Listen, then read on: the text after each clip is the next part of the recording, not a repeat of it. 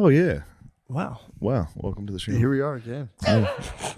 Here we are. Hey, guys. How are you? Like how you guys just threw it in neutral real quick. Oh, yeah. It's got real Dick That's Cavett how we real like quick. it. Yeah, we like to, you know, We like to Ease bring into them it. down. we got a Bring 'em highbrow, down. real highbrow followership. I like it. So Yeah. They like our stuff. We're Couple going world- to talk about, we're going to touch on a few topics today. We're going to touch jacking off for about 1 hour. And that's it. That's the only topic. H. Foley's going to go over his exercise regimen the next Yeah, half we're hour. going to talk about exercising and Talk about jacking off. crock pots. Crockpot, Nice. yeah. Speaking of, I need you to fire that thing up. Do you have? I got the broth in the fridge. I was thinking about your stew all last night. I Yeah. was like, I wonder if you put it on right No, now. I didn't because I broth got to wait defrosted? till the, yeah. Yeah. Are you cooking here? I'm trying. Are you really? Yeah, last night I had a bowl of meat. What kind of meat Sounds you like a have? homeless guy. A bowl of vague meat. I got a bowl of meat and bacon and eggs this morning. All right. Some spinach in there, Look at you. but the bowl of meat's good. What, Hold what on, is the what meat? does that mean? What were you, salt and pepper? I What are you mean, hitting I take a ground beef, put it, Hamburger meat? yep, then sprinkle some cheese on there, put it in a bowl, pour hot sauce on it. Texas chopped It's cheese. so good, dude. That is good. That I is don't good. care what anyone says. No, That's great. That's delicious. It's my type of meal. I You love do the whole thing, the whole pan. I mean, you leave some in there for a little, And then you you go go. back. You know what? Who am I kidding? I'm going to finish that fucking pan right now. I Just love a the pound of fact. ground beef. Yeah, I love the fact that all these fitness guys are now coming around on hamburger meat. You Yeah. know, like that's what it's all about. yeah. Fitness guys like me. Yeah. I know. All these No, fucking- they're all those guys on the internet. They're like ground beef or grass-fed organic ground beef is great for you. I knew that since the 80s. I've been a big ground beef guy. paying off. telling everybody. If that's what happens, I would lay off it. Dude. Paying off big time. I really did always wonder why it was so much cheaper than the other meat. I'm like, it's just you're chewing it up anyway. Why does it matter if it's pre-ground? Yeah, I don't know. I was big on that forever. Yeah, I would get ground meat and be like, dude, nobody knows about this. It's Grass-fed, grass-finished, baby. Let's go. oh yeah. Grass-fed hamburger helper. Oh, don't get me started. That was my move back in high school. Yeah, me too. Come home bro. from wrestling practice. My mom had a fucking hamburger helper stroganoff sitting on the table. Big glass of milk. Go to town. Yeah, I was a bagel bite guy. I would microwave like 24 bagel bites. That's The outer rim was just Psychotic. cold. Yeah. And I would eat all of them and I would dip them in SpaghettiOs every day after school. Whoa. And watch Pokemon with my little brother. I used to love SpaghettiOs and a peanut butter and jelly with it. Yo. And I would dip the peanut butter and jelly in the SpaghettiOs. Yo. How That's- crazy did This is a you couple days ago. I mean, did you fuck with the meatball SpaghettiOs or how did you I fuck? did. We fucked with them. Yeah, Yeah, kind we of. liked it. They were pretty big. I would eat them raw out of the can. It's very I just good. couldn't. When I was a They are kid, I good. couldn't do the beefaroni. Something about it creeped me out. I didn't I like could the either. thickness of the nudies. The nudies were a little slimy. Yeah, they're too thick. I agree. It was too bucatini for me. I'm an angel hair man. Dude. When that angel hair hit the households, in dirtbag households in That the was 90s, big. we thought we were fucking from Sicily. Thought we were the Medici or it's whatever. angel hair. You're like, what the Medici fuck? family eating fucking SpaghettiOs. I remember getting real mad at my mom after like she busted out the angel hair once, then she'd go to the regular spaghetti. I'd be like, why? Yeah. Yeah, I what's think the? Did Why I do not? something wrong? Why aren't we getting Is angel hair? hair more expensive somehow? It might have It been when was it just, hit the it scene. was, for some reason, it was fancier. I don't know So- why. So much better. So much better. It's crazy. You get a good Sexual. bite. Angel hair was kind of sexual. It was. Maybe Dude, that's for some Eating reason angel it hair was. bars. that's well, maybe that's why the parents It's for were side like, chicks. True. especially at your house. I bet the boys went. Yeah, my straight mom would get the upstairs. laundry basket that week and be like, "Good God." Yeah, that's the angel hair. It was just like dumping rocks out of a dumpster. That's four of the horniest brothers. Just All in one nonstop. bedroom. Yeah, me and my Angel brothers hair in was one bedroom. sexy. Horny. I like Angel it. hair is a It is sexy, man. Little olive oil and garlic. You don't see it out at restaurants either. It's all this Nah. bucatini, all this shit. We don't, we're trying to get It's all laid. fettuccine, which you brought it up. That's side piece shit. The fettuccine Alfredo. If you're at the dinner with a girl and she orders the blackened chicken pasta, she's a whore. She's a fucking This is whore. based off one experience he's had when he was waiting tables. He's Yeah. like, this dude rolled in. This girl was such a whore. Ordered chicken Alfredo, and then like that's what my mom eats, and now I can't look at her the same. I will say, Chicken Alfredo fettuccine. rules. Yeah, I'm looking at my mom. I'm like, It's what slut the fuck? food. Fettuccine Alfredo is slut slop. Yeah. It's for sure. What's some other slut slop? I think any kind of like pesto, they fuck with. Nah, really? Or what's that? No, it's definitely fettuccine. It's fettuccine or no, what's the other one? The cheese filled noodles. Tortellini. Tortellinis are for dumb bitches. Yeah. Just get the ravioli, you skank. Yeah, I take back pesto. Although that might be graduated. That might be elevated slut. Elevated stuff. slut. Yeah, once you Boss get off. slut. Yeah.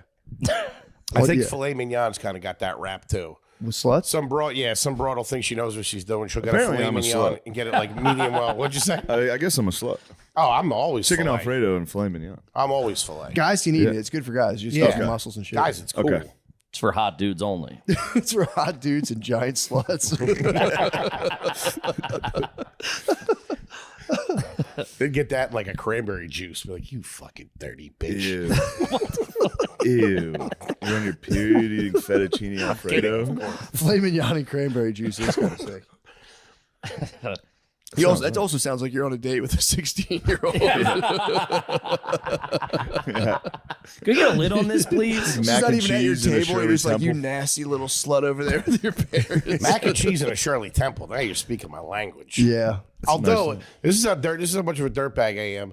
I've never had the upgraded mac and cheese that touched the shit in the box. Yeah. Ever. Once in Philly, Cotton got a platter delivered. He's got the inside connect. though. Yeah, he's plugged in, He's dude. got that's Sat Black down to a Mac. That's platter of Black Mac. Mac, dude. Dude, Black Mac's forget different. about it. Yeah, Yeah. Black Mac's different, dude. I had a first class education on that shit because we did Cotton's bachelor party and I like went out and bought all this stuff. We did like a little grill barbecue. I must have bought about $400 worth of store-bought potato salad, and it was all his boys from the neighborhood, and nobody touched it. Dude, and after that's like white an potato hour, I salad. pulled one of them aside, and I was like, "Juan, how come no one's eating the fucking potato salad?" And he's like, "Black people don't fuck with store-bought potato salad." Yeah, man. I swear to God, I think they put vibranium in their mac and cheese. Dude, I have to like take my wife aside. If we go somewhere, like my parents' house or something, it'll be like bleach blonde American cheese on noodles, and like I'll have to like take her outside to like be like, all right, dude, you can like scream out here. She gets fucked up. She's like, what is this? And I'm Have like, her punch a pillow. it's American cheese and milk on noodles. Store-bought potato salad being like garlic to vampires to black people. Next time you go to an unruly neighborhood, have some and be like,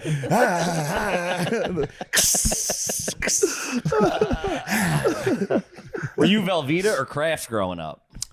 Kraft Velveeta hit Kraft's us number for one, a but minute. Velveeta is Kraft was going on, and then I think Velveeta was one of those things Yeah, that they was at hit my later. friend's house that I like snuck into the shopping cart, and I was like, I had some Velveeta, and like my mom was like, get this shit the fuck out of here. Because Velveeta had their angle was it's not powder, it's real cheese. The real cheese. But what kind? What It was was that? not. It was like just a bag a bag preserved of cheese fucking whiz. Yeah. cheese. We were huge Velveeta when I was real young. It was in a huge block. Yeah. And you could never wrap up the end airtight enough. So you had to go through, it was like Normandy. You had to get like the first couple of waves of fucking hard, dried cheese to get to the good shit.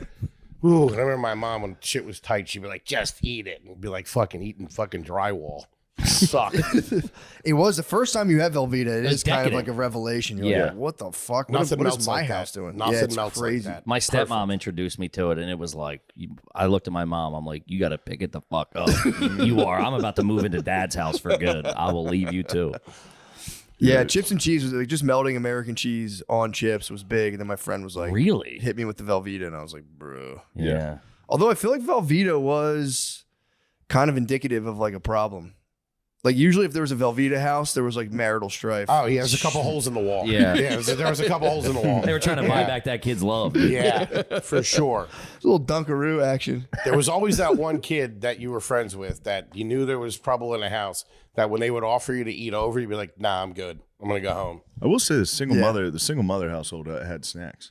Good fuck snack. That's where yeah. you could find Dunkaroos. Good snack. Fuck yeah. Yeah, she's treating her little man right. Yeah, cool. She was subservient to the son. The son Yeah, would be like, the son no, becomes the mom, man, yeah. give me the Dunkaroos. Some random dude leaving with a work truck out front, named like Ron or something. Like, I see you guys grabbing your later. last Dunkaroo.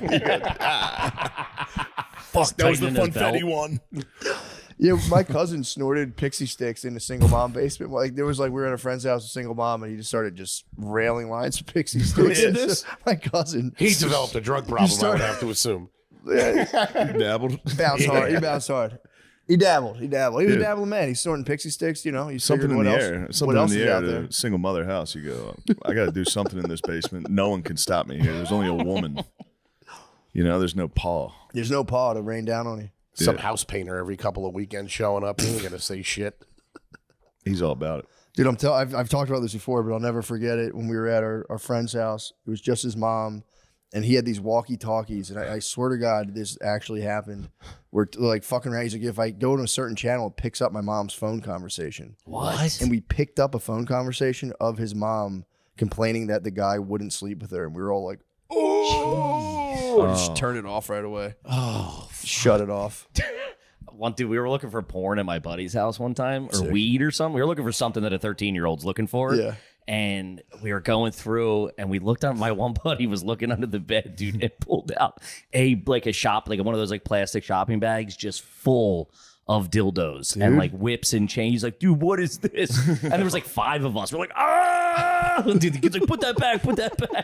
Like, god damn, dude, why do you have us going under your mom's bed? This is crazy.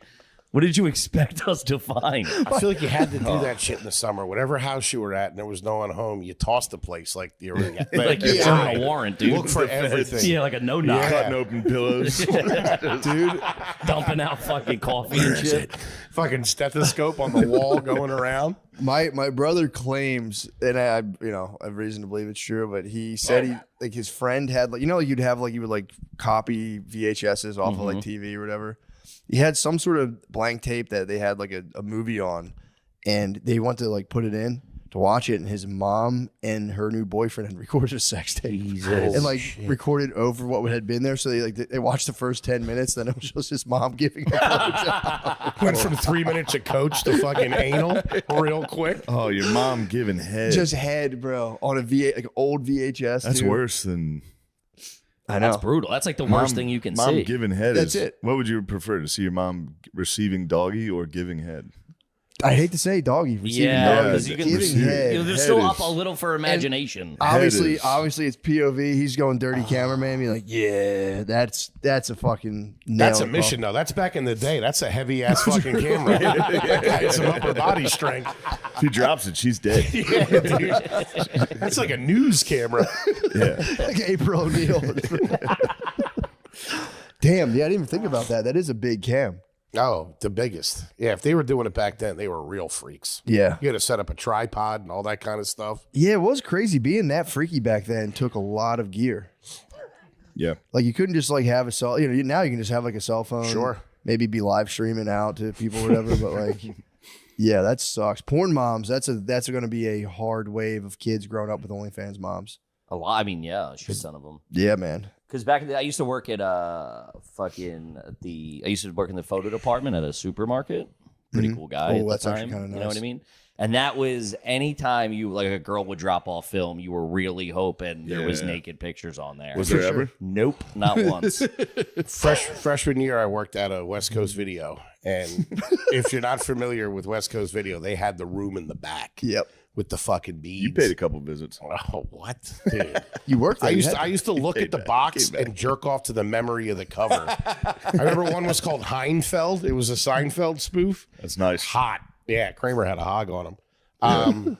But this kid worked there, and his mom, single mom, worked there too. They both worked there. And you could see what everybody you get to take your movies home a week. No lie, this kid's mom rented Time for an Ass Fucking too. And he was time for an ass fucking for the next 4 years in high school. That's tough. Hated us. Damn. Time for an ass fucking. This is early 90s. Yeah, that's terrible. She rented it knowing her son worked there? Yeah. Didn't give a shit. I mean, it was time for an ass fucking. It's There's time. nothing you Dude. can do. It's time. It's time. You gotta You go. see the big hand and the small. Yeah, Like it's time for an ass fucking. It's ass fucking somewhere. My boy's dad owned. My boy's dad owned a bunch of independent, like not like a chain, not like West Coast. It was just like Epic Video or whatever. There's like 4 Movies. of them. Remember movies? But then Blockbuster came in and he had to close up. But he kept all the porn from like 5 locations, and it was all in the basement. And for years, we had no idea. We'd go over there for years, had Fort no Knox. idea. That's Dude, everything. we're down the basement, and there's just wall to wall boxes. My buddy like as I got out of a movie, like falls into one, and it just like spills out all over. He's like that whole box is porn. He's like, these are all porn. Imagine And that. we robbed the shit out of them. Yeah, you have to. Imagine that you're spending the whole summer jerking off to Southern Living and you got the fucking Fucking Mecca. treasure of Sierra Madre Yeah. downstairs. Gazungas 3 and Lust at Sea we took. What was it? Gazungas 3 and the other one was Lust at Sea, and Lust at Sea made the rounds. Really? Yeah, we had the Spanish Fly 14. That was the big tape. That Damn, they flew got around. up to 14 of them. That's pretty good. We had, it was a spoof on Psycho, and it was called the Butts Motel. That's pretty good. That's a thinker, though. Yeah, the knife was a dildo in the shower. It was pretty good. Yeah, it's crazy they made porn funny back then. I know. Dude, and they also spent, I don't know who they had the writers, and I know it was like Good writers. my hormones were pumping, but man, the storylines, you'd be like fucking pre-coming when she's talking. Like, oh, he's not coming back for a while, and the maids. You go, I got a feeling where this is headed. I'm still a bit of a story head. Like Love it. I need it. I kind of need a little bit. If it's just like smash cut to insertion, I'm like, bro, Yeah. build me up, Little prime that seduction. Stepdad, stepdaughter have to share a hotel room. Hello. bro. Man. Share bed might be one of my favorites. Shared bed is nice. Share bed is. I'll be honest, I was on shared bed very early. Really? Before it was like people were talking about it, and I was like, this is wrong. Yeah, it's Sure, so man. normal. Before now. the stepmom Okay, genre, like early on, I got a shared bed video, and I kept going back to the well on that. You thought it was wrong. And I was like, this is insane. This is shared stepson and stepmom on vacation. That was pre-stuck. It was Dude, pre-stuck. It was Stuck is very a- early. Dude, my And then buddy Stuck was came like, out, and everyone's not afraid to admit they're jacking off the incest porn. And I was like, oh, thank God. Thank fucking Well, it's God. all step. It's step. Step, is that's not step. Or they'll claim step, and then in the video they won't say Yeah, like, step I'm your sister. mom. Let me jack you off. Yeah, There you go. you're This- like, this all right, is come something- on now. I'm false not, advertisement. Yeah. yeah, Stuck didn't. I thought Stuck was going to have a moment, I thought that was and, goofy. and it didn't. same. Couldn't do it. Yeah. Really? I thought Stuck definitely had Stuck it. didn't get me. I'm I shared thought it was bed. going to be the next big thing, and I feel like it. I feel like it is. I feel like it I've had never it- heard a comedian not talk about Stuck porn. I think it exists. I think you There's opened the not that many floodgates. I didn't hear about it until you said it. Well, Matt, don't put this on me. You're really Put Stuck and advocating for it. incest, put Stuck incest porn on me, Freak bro. Zero, Shane Gillis. Everyone knows you love Notre Dame and you love Stuck. Notre Dame and Stuck porn. I just find I have a They're doing a believability new issue. Under Armour Stuck porn commercial. In the shared beds, the mom always slept it away. Like she was like her ass was always Yeah, fucking. what are you doing? Yeah. Oh, She's you're on her hard. I back. can help you with that. I go, Yeah. oh, what the hell's It's going always on? like, well, just because we need sleep, you know what I mean? It was like, we have to get to bed, so let me do I that. told you we were have gonna a big talk day about jacking tomorrow, off. you know what I mean? So motherly. It's a good Yeah, mom. I've been off the porn. I don't want to shoehorn this into every discussion. I've been off since January. That's Good for good, you. man. Are you thinking clearer? Yeah, you get harder over less for sure. You get kind of like high school kind of boner type things. Scrolling is a trigger for me because my Twitter feed and my search page on Instagram is just bad news. And I'll catch something and I'll just be like, all right, and then fucking right to fucking YouPorn. Yep. The Yeah, alone, the Instagram can jar one loose. Oh, dude. Yeah, you see it, you go, especially oh, alone shit. in a hotel. That's you know what I have now. You know those things you strap to your head. And there's a ball and a string, and you punch it. I have one of those, and I do that. I do that at night. You're super gluing your eyes closed when you get through a hotel You know room. what I'm talking about? Yeah. Dude, those things I'll are never awesome. leave that. That's what I just That Trying distraction. so hard not to jack off. He's shadow boxing in a hotel. Nuts. At a That's Best fucking Western. crazy. Yeah, I'm horny as fuck. I better shadow box in my fucking hotel room. and the noise you can probably hear It next door. still sounds like you're jacking Yeah, off, it's dude. like pop, pop, pop, pop, pop. Dude, it was effective. It does calm you down though, because you get the willies after a show. You're like, I want to do something. Of bad. course. Yeah. Yeah. What do you I mean? want to eat something. Drink, bad. drugs, eat. Yeah, something. you want to do something fucked up. Yeah. So I just punched the ball. I just fucking sit there and punch You're the an ball. adrenaline high. You want to hurt yourself. Exactly. Yeah. The older I get, the more I kind of can see. Remember hearing about those guys that have like hookers rub their backs, and that's it. Yeah. Yeah, I've heard of those guys. I can see it now. I'm like, dude, I used to like laugh when I was younger. Like, why the fuck would anyone do that? Now I'm like, nah, I kind of Could just use a Definitely. hug. right on. Yeah. It's a hug, yeah, hug, some nice I words. feel like talking to a lady. Put you to What are sleep. you doing? That'd be nice. Maybe from Hit him behind. with a Chris Hansen. Just a I from bring him behind into my HJ. hotel room and I go, what are you doing here? You know I'm only Were you here 12, to right? meet a 37-year-old man? What are you doing? With a ball hanging from his forehead. That's the part I'm leaving out. There's just 4 like very cheap hookers there. Watching you. You see I'm this? standing on You're showing them like it's a new toy. I'm standing on their butts like a Bosu ball. Just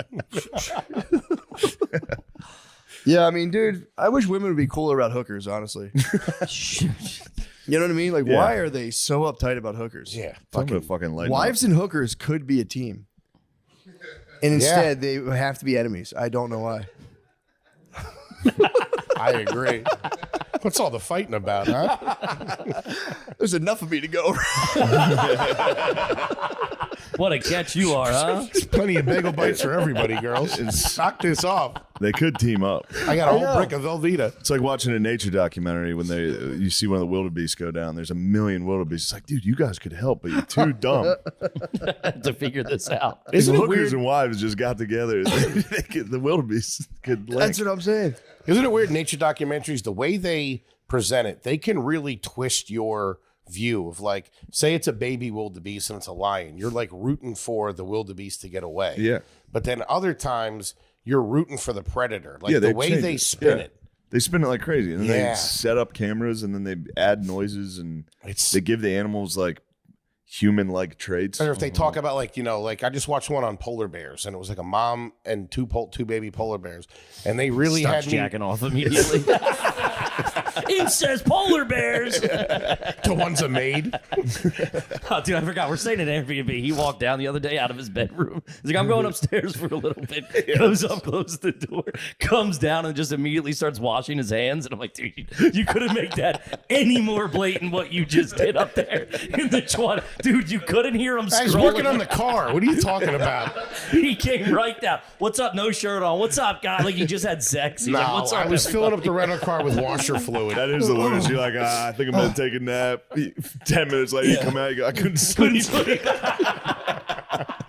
Goddamn, there's drilling next door. I couldn't hear nothing. Immediately get something to eat. I got a huge stain right below my stomach. He was giving you college roommate questions. He's like, what are you going to do? I'm going to go take a nap. What are you going Yeah, to what, do? you guys gonna hit the calf or something? Like, you gonna get fourth meal? I gotta shut it down.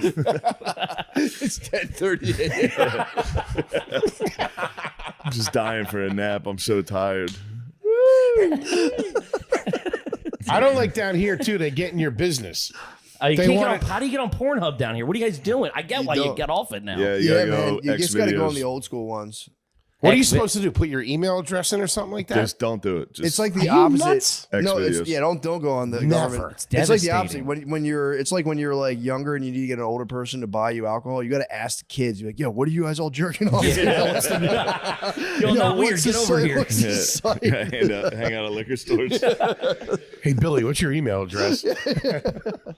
But no, you just got to like remember old porn sites, and that's what you just use. X videos is cool. X Yeah. videos. But I Is that don't just get that. X videos? Yep. Yeah, Gotcha. just Pornhub. Pornhub, you can't go I'm on. a hub man. I just never. Did you guys ever have a password back in the day to like a Yeah. Pornhub? There was a Brazzers password. Somebody- Brazzers, it that's what it always was. circulated And it was like school. 14 sites you Yeah. could get. Yeah, Huge, dude. man. The that X was- videos, it's weird because down here the porn is, I don't know. Now mine's all like Latinos and Yeah. Mexicans because Geographically, we're I think close. that's what you're yeah, into. Yeah, yeah. Yep. Isn't that, I isn't that mean, interesting? you're bad. That's the lad algorithm. It's the algorithm. Yeah, that's all. Yeah, that's kind of what's in demand right now. Yeah. Makes I sense. can roll with that. Yeah, exactly. Yeah. Go with it. Let's go. Great. Those passwords and shit like that. Our dads is they got fucked up by that. All that kind of stuff and the pop-ups. Yeah. My dad literally went through 5 laptops in like a 6-month period. I don't know. It's crazy. It's coming up. My mom's like, what the fuck? Yeah, it sucks. Coming upon like if you hit like a desktop and you like see the search, they didn't know about search history. No. So you could see the search history and be like, God, old man, what are you Yo, doing, man, bro? searching boobs like a fucking 8th grader. Something about my dad. I was like, dude, we know you're fucking nah, I don't know what you're talking about. He's fucking Aaron. It's like, dude, you're Yeah. watching porn. Come on, man. Like, my dick's a lot bigger now, though. Weirdly, fucking. Really? No, I'm saying he got some ad. You can click the ad. Oh, yeah. Yeah, you got dick pills. I've added 5 to 7 inches on my. I'm about to faucet. fuck a mature lady in my area. Local Joke's on you, asshole. I'm about to fuck a bunch of locals. We're about Dinner's to in the jerk oven. I'll off see you in an together hour. with someone. Yeah, I want to know if that's ever worked out for anybody. I don't know a single person who's hit like the fine horn. Lemaire. Does it work, Lemaire? Lemaire's an internet hound. He'll search things out. Does it work? Okay. Sometimes what works? like those like find local single girls. I go to Reddit and you can just like find people on there. You can find that's girls on advanced Reddit. tech. God damn. Man, these Yeah, kids. Reddit's like the new Craigslist kind of. These kids. Lemaire's like 48. These creeps. I meant. I'm sorry. Yeah. That's cool. You did Reddit. I had it work out one time. You know the numbers that you call and you can like talk to a lady? Mm-hmm. I was able to convince her. I was like, well, we should meet up. And I ended up meeting up with her. What? Yeah. She didn't look anything like she 1-900 described. Vixen? Yeah, do you think you look like what you described? 6'6" Latino dude. She looked like shit. Yeah. Anyway. I don't know if you can handle this. She looked like she'd been The, sitting in a dark room saying dirty words into a phone for Yeah. 40 years. Yeah, what do you think? She's the hottest girl in the world. What Where'd you meet? I met at her place. What? This was in, hearing you come up the steps. it was the, He stopped at a landing. He's just breathing heavy. You go, no way. This is Walk that up. guy. What the fuck? Can you tell the story of going through the yoga ball or the exercise ball? This is this one was pretty bad too. I think because- about this story constantly. But this chick, she All right, she yeah. lived in the Thomas Jefferson houses in the Bronx, and I went up there, and it was a bad. There was just a dude sleeping on her couch, and her kids were there. What? And we went in the room. I stayed overnight. It was bad. There were so many roaches in there, and I had just seen this documentary about roaches crawling in somebody's ear and screaming, and I was What a so, sweet life you were living at the time. I was so bugged out, and the kids were so sweet. And I remember like we were in there, we hooked up. Jesus Christ. Yeah, I thought for like a week that this was a sign from God that I was supposed to like marry this woman and save her and the kids. I just never talked to her again. But for a couple of days, I really thought like I had like a sign from God. But I remember she's like, let's get the kids out of the house or whatever. And they were like, can we go to the store or whatever? I'm like, yeah. And I had like, a couple 20s on me. Then the dude on the couch comes in. He's like, oh, can I grab something too? And just gave him a 20. And then they came back with like Chinese food or something. And we all ate as a family. That's awesome. And then watched Kung Fu Hustle and went to sleep. And I slept with toilet paper in my ears because I didn't want the roaches to crawl in. Did you bone her? Yeah. I'm sorry. What are you talking about? On the Chinese food run, you banged? Yeah, on the Chinese food run. I And had then that a night- similar like horrific horny story when I remember I was at a strip club, met a stripper, whole thing, exchanged numbers. I'm like, yes, I could finally date a stripper. This would be so sick. And I went to her house and there was just a 9-month-old infant there, and I was like, all right. It was like I think we might have kissed. Yeah. That's a good kiss, though. She would just dip the pacifier in sweet and sour McDonald's sauce and put it in the baby's mouth, and I was just like, dude, this is fucking dark. Holy shit. And then there were trans prostitutes above. She told me this, and they were like making a ruckus up there. They were up there banging around. And she was like, yeah, dude, like they'll set up shop in the hallway. I'll just hear like dong, dong, dong against the door and open up, and one of them was getting piped out in the hallway. Like, we get upstairs, you guys, and they're like, shut the fuck up. It was rugged, man. That's when you get a taste and you're like, I'm gonna scale it back a Not little. about that life. Yeah, not at Shocks all. you out Dude. of it. Not at all. The yoga ball story. I was living in a studio apartment in Queens. This is towards the end of my first run in New York before I moved home to Philly and did comedy. I was doing a lot of blow. My brother had like got engaged and moved out of the apartment that we lived, and I was by myself, and it was bad. I was working at this place. I was doing blow. And maybe like 6 months in, it was like a nice little apartment on the first floor. Just been redone, had all stuff in there. I was making a go of it. I got bed bugs, and I had to throw out everything in my apartment, every single thing in my apartment. So I had a blow-up mattress that was like my bed, like in the corner. Like I had like a comforter and shit on this thing after I cleaned it all out. Easy sitting over there going. And I had a yoga ball for my computer where I would fucking sit there, do blow, jerk off, all that kind of stuff. The norm. Yeah. And I had this hooker over there one night, and fucking, I was smoking. We're watching porn, obviously, and all that kind of stuff. Obviously, that's what you do when you get a hooker. And I was smoking a cigarette, and I was naked, and I was probably covered in like olive oil or Vaseline or something. Completely naked. Yeah. You were ready for sex. And Go in the oven at 350 for an hour. Poke some holes in them and let them sweat, baby. I You just want to heat him up. He's fully cooked. And I just put my cigarette down and it popped the fucking yoga ball. And I just fucking. And I remember she started laughing at me. And she had like a deviated septum. So she was like just snorting and laughing at me. And man, I'm sorry about that.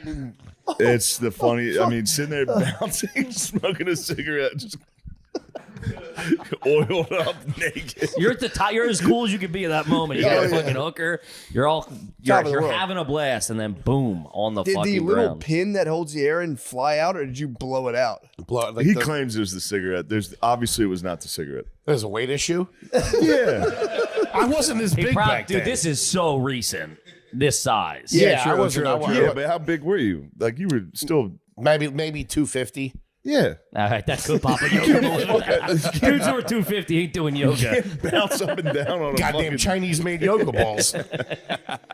Fucking bullshit. Yeah, I was. No way it was the cigarette. No, I think it went down and popped because it blew up like from the burn hole. Really? I never thought let's not about it. split but hairs yeah, about yeah. this. I believe you. Now I don't believe him at all. I've never thought about it, but he lies Obviously, a about everything. cigarette It was wouldn't- for sure. How's it going to land on a? Maybe it rolled over a safety pin or something like that. Sniper in the next building took him out. It's probably the hooker's fault, honestly. It was definitely. The I had hooker's some fault. jack sprinkled on the floor. That's right. I had a set of spike strips in the house. I forgot. It's probably your spiked brass knuckles you were playing with at the same time, too. I was showing her my butterfly knife. Yeah, pretty cool. Did you fall flat on your Dude, back? like that. Yeah, right on my ass. I remember my coccyx bone was sore for like 2 weeks after that. Having a Was it hooker loud? snort Was the laugh, though. explosion Oh, loud? dude. It's like a gun went off. It was like 4 a.m, and I was real paranoid because I was on the first floor in the lobby, and I had 2 doors. Like, I had 2 doors that entered my apartment. And, like, I'd get so cooked up, I'd be, like, listening to the doors to see if anybody was in there. I was sketched out. You want to take the romance out of the room? Fucking pop a yoga ball covered in olive oil.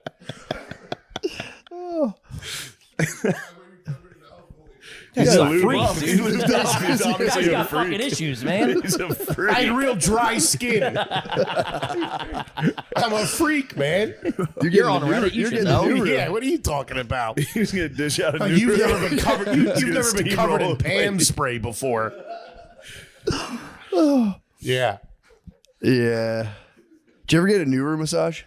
A what? A Nuru? A new When room? a lady like greases herself up and just slides herself across you? No. Have No. you? There was a porn category that I I saw. know, and it's kind of I got one in it real oddly life. catches my eye, but doesn't fully get No, there. I it's- got one in real life, and it was just like an older, kind of drug-addled lady just laid on me for a while in a motel. I was just sitting like a shitty like highway motel, being like, "Okay, I'm good on this now." She came to you? I went there. Oh. It was Yeah. at a motel? It was like a side of the highway outdoor motel So situation. it wasn't really a spa, per se.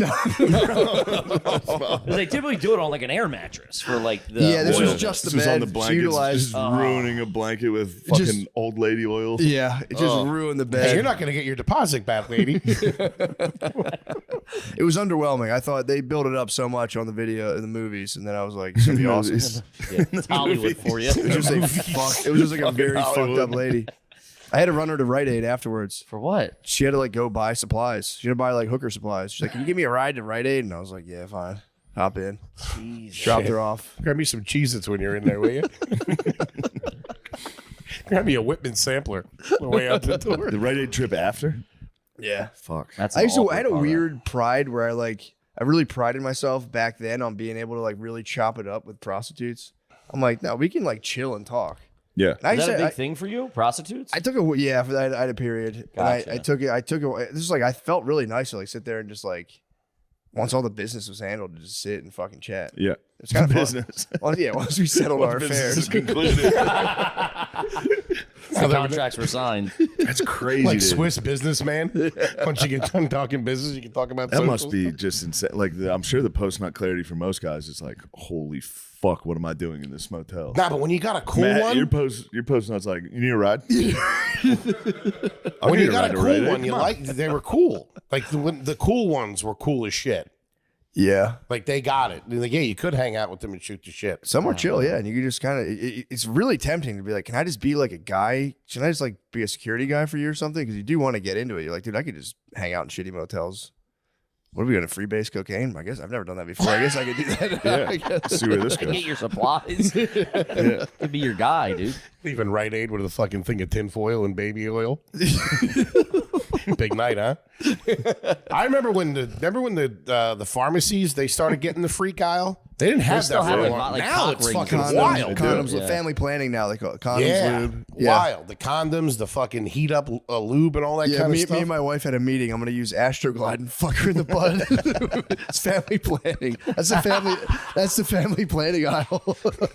We've had a long talk. Yeah, we really thought things through, and we're ready to try a cock ring. They sell cock rings at fucking CVS. That's crazy. No way. It's just a lube. It's lube, condoms, and then No, they have the vibrating cock ring. Yeah, that they you do. put really, on. I thought you were kidding yeah, around. They no. have cock rings there too. Yeah, It's like a Can't vibrating get pregnant ring. unless she comes, you know. it's right next to the dental floss. True. Dang, I gotta bust one. I gotta bust out a vibrating cock ring. I haven't Dude, bust it's one like, of those I out. guess. It's been a while. It's been It's been a while since possibly a decade.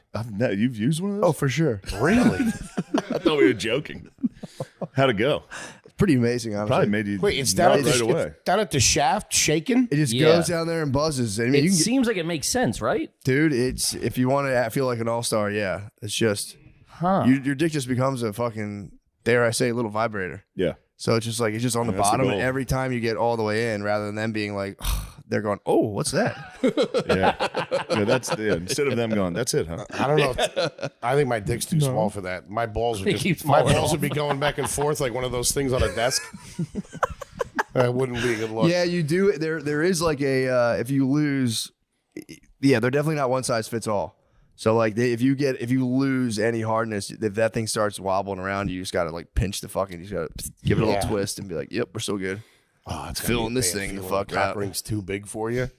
You got to do a dry run by yourself for to make sure. sure. You For- can't yeah, just obviously, fucking whip Yeah, that you gotta, out and you then break it out and it's too big. You gotta go, you know what? Let's not even use this. You gotta beat off. You gotta beat off with it first. You have to just test it out. sure. You guys did dry runs back in the day. You did dry runs with condoms before you started having Yes. sex and using them, right? Yeah. That's called a dress rehearsal. Yeah, Yeah, that that was was- a dress rehearsal. You They get were ready. fun. Yeah. I enjoyed those. That They was were. great. You get your Yeah. you get your hands on like a lifestyles or something, man. Gotta use it. It's good stuff. No tell me mess either. shit. Yeah, that was almost instinctual. If you see a condom, you're gonna like the first condom you see, you use it to beat off, kind of. Yeah. At least I did. I was just like, I did it a good amount, more than I probably. I entered an adult Would like phase. to I admit entered like publicly. an embarrassing Nothing adult wrong with phase an of adult that. phase doing I it. was just joking. Really? Don't feel bad for a second, bro. Wait, what? What age? Don't worry about it, Kev. I would I, say want- I might get back in the Stay game. out of I it. would It's a say- nice I didn't game. know McCuskey was a little freaking. I was Yeah, a this- freakazoid. yeah, I was a really? freakazoid. Yeah, late 20s, early 30s. Still a freak. That's why he's like, I'm off porn. Like, shadow It all boxing. makes sense now. Yeah, I he's want the fighting live demons. action. I remember they were like, I remember they were for like, just like if there was like a period thing or like Sure. before like there was like pill issues, like if you're on the pill off, like, well, I have condoms just in case. And I remember at one point they were just gone. Like, what the fuck? And I was like, I beat off with them. I genuinely did. Like, oh my God, you must be doing this. I was like, no, I for real like beat off in the bathroom with them. Yeah. Like on a Tuesday afternoon. It was It just took forever, I remember. my parents found a Yeah. condom in my bedroom, and it was after I had just all my guy friends sleep over, Oh. and they were like, "What the fuck?"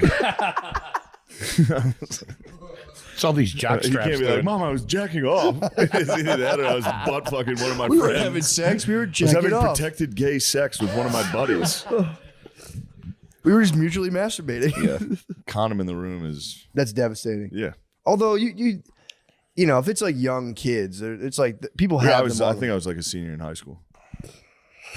That's borderline. Still, Yeah, yeah. it's like someone had that thing on them. It's not like I wouldn't jump to like my son was fucking a 5-man butt fucking fest. It's either That is that a or- big jump, Yeah, dude. no kidding. No, but I mean, there was no women.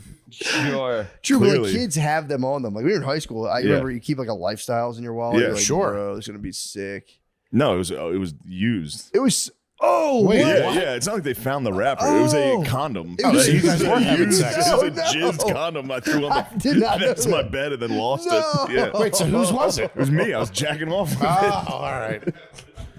I didn't know that. Yeah, no, they didn't find a condom. We're like, my gay son. I was like, that's No, it's just a used condom after an all dude sleepover. They're like, what the fuck happened? Oh man. I was like, yeah, my friend Jared used it. Just immediately blamed a that's friend. fucking wildly upsetting. Yeah. I was gonna say, I was like, maybe it's kind of sus, but I don't. No, it's a real used sauce. cum to cost? Yeah, it was cum. Damn. You should have Take a- said. You should have like completely like, yeah, Jared did it, and then someone else licked the wrapper. Like the rapper. I tried to tell them to stop. They were all just having sex with each other doing All my case. friends had sex. I told him my mom's gonna find this and get me very mad. There's a piece of gum on the tip of it. Did they say? Did your mom confront you or your dad? Oh, my confront dad. you? Oh, what did he say? He was like, what? What the hell's going on up there? He's like, I think you left something on the floor in your bedroom. Get up there. And I was like, oh my God, it's a condom. So what? You put it on, jerked off, and then just slung it to the side in your parents' house? It was bedtime. That's, I had to get my 8 hours. you gotta get up and get rid of the evidence. No, of course. Obviously, I'm talking about it now. 20 years later, I'm still thinking about that mistake. What more did you have important that like fell to the third thing on the list? Bedtime. That's the whole beauty. Were your of boys in the room? whacking off with a condom. It's No, almost no, 9:30. That was also that's a CP. That's an early CP. It's a CP. That'll and then put you go, right out. That's an early cream pie, you take basically. it Oh, off. for sure. Coming you into a go- condom is kind of intense as a young man. I That's remember thinking about it, be like, what's it gonna do when it happened? Like, what's it gonna? I was just like, I was baffled by it. Yeah. That's pretty cool. See a little. I remember seeing a little tip and being like, Psh, fill that thing, Fill that right thing up, fuck no yeah. problem. Reservoir tip. There you go. Well, I didn't really. When I first Fill anything up at all. Yeah, great. When I first saw one, I never thought that's what it was going to look like. I thought it had like straps. I didn't understand what it was. And when I saw it, I was like, man, that's a great design. It's just a thin. If I would have been a research and development on condoms, we'd be 30 years behind. To be using lambskins. Oh, remember those? Yeah. Somebody used to damn. have a good joke. I think it was the Apollo had a good joke about that. A lambskin condom. Then you'd fuck the girl and the whole room would smell like a gyro. His straps are so fucking. Yeah, that's what I thought. I thought it was like foam and went around, and it couldn't click in my brain that it was supposed to catch the stuff coming out. I thought it was like a knee brace, like a lineman would wear, like something like that. I thought it was a Don Joy. It was orthopedic. That's God all right. damn. Yeah, I knew we were going to talk about cum and jacking off. I know. What Did your else we parents got? ever catch you having sex in the house with anybody? No. I got caught sucking boobs in like 7th grade. Really? That's pretty cool though. That age, That was sucking pretty boobs. sick. Yeah. By Who my busted dad. you? My dad walked down in his underwear and he's like, "Whoa, Jesus Christ!" And I had like a Flyers jacket unzipped and open, just going sucking boobs. Dad went, "Oh God!" and just walked. He just left. Who was this bruiser wearing a fucking Flyers starter jacket? That's crazy. Did you pick her up outside the Spectrum? She was an 8th grader. Not a big deal. Yeah, whatever, man. Finally, we can brag about it. Yeah, it was an 8th grader's boobs I was sucking on. I hope no one clips this. I know. I like how you 7th did it grade. like that too. Opened it up. And then it- Took a while, man. Watching the movie slowly, watching Jurassic Park slowly, just like. Time to that suck long your zipper. You got to pull it up. Oh, it's a it was half an all one. the way. That's It was an on. all the way zip down. It was a full zip down. Yeah. Just threw a pullover to being crazy. It's a good scenario. Popping a titty out of the top. Sounds Back nice. to a few good men. Someone's done it before. Someone's sucked titties under a starter jacket before, I'm For sure. sure. Those things, dude, that was like, that made your whole year back then. Like what starter jacket you got. Yeah. Ah, I had the Miami Hurricanes. I thought that was like a sick logo. I had a 76ers.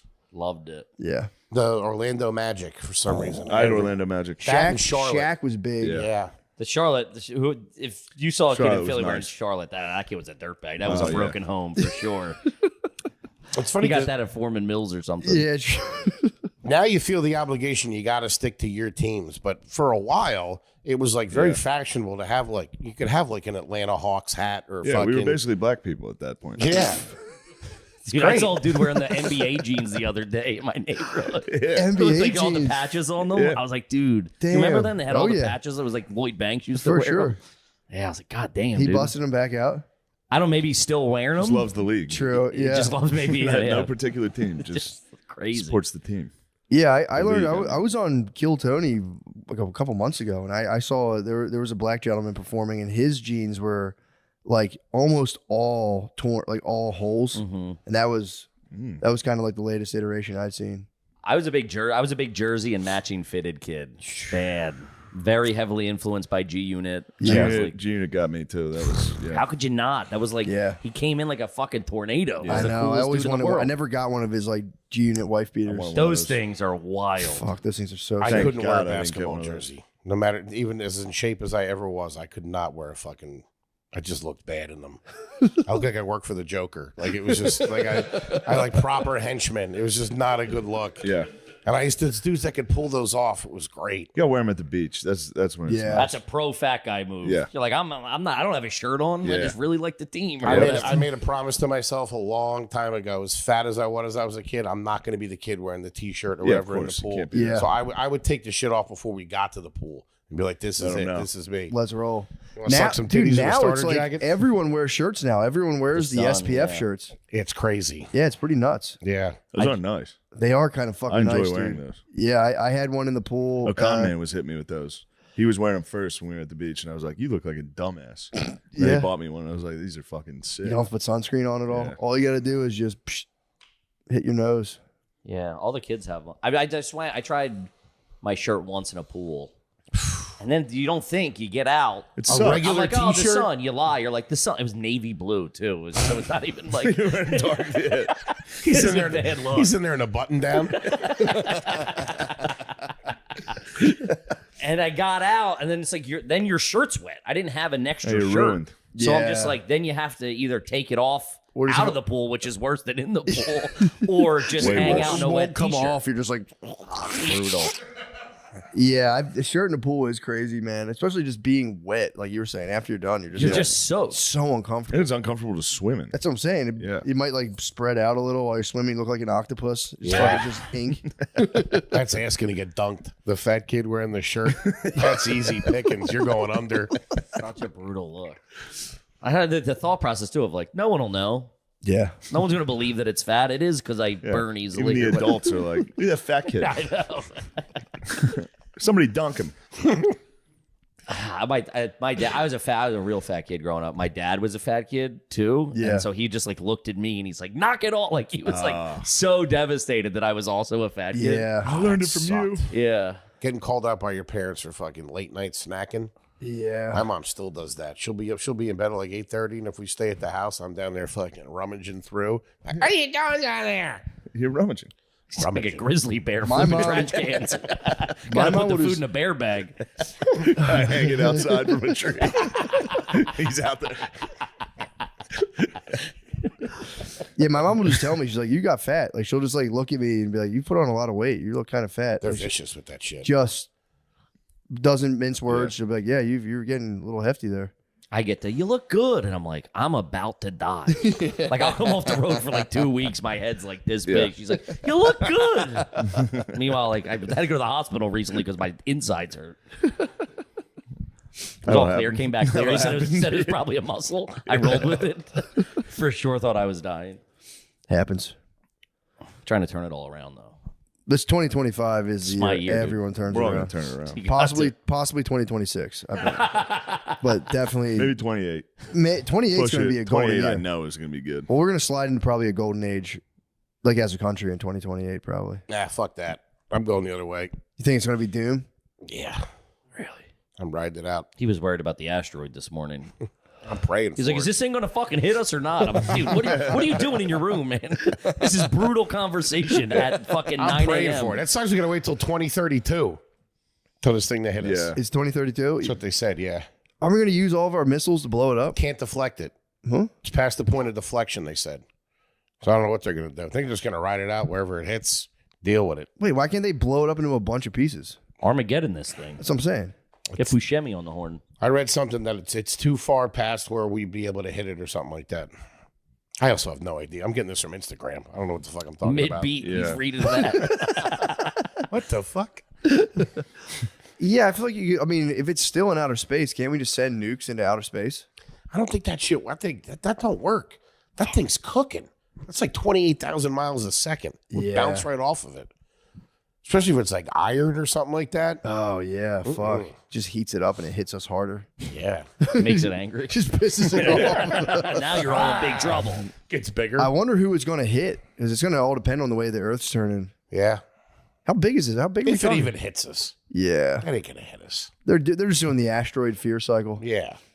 That's all They they get me with the plane cycle. dude. That, Buddy. we're in bad shape right Bro. now. Yeah, god damn, and all of us have to Taking a fly Delta every flight fucking in 2 10 days. minutes. Oh, yeah, man. That's a flight that any of us could have been on. Minneapolis Yeah. to Toronto. Yeah.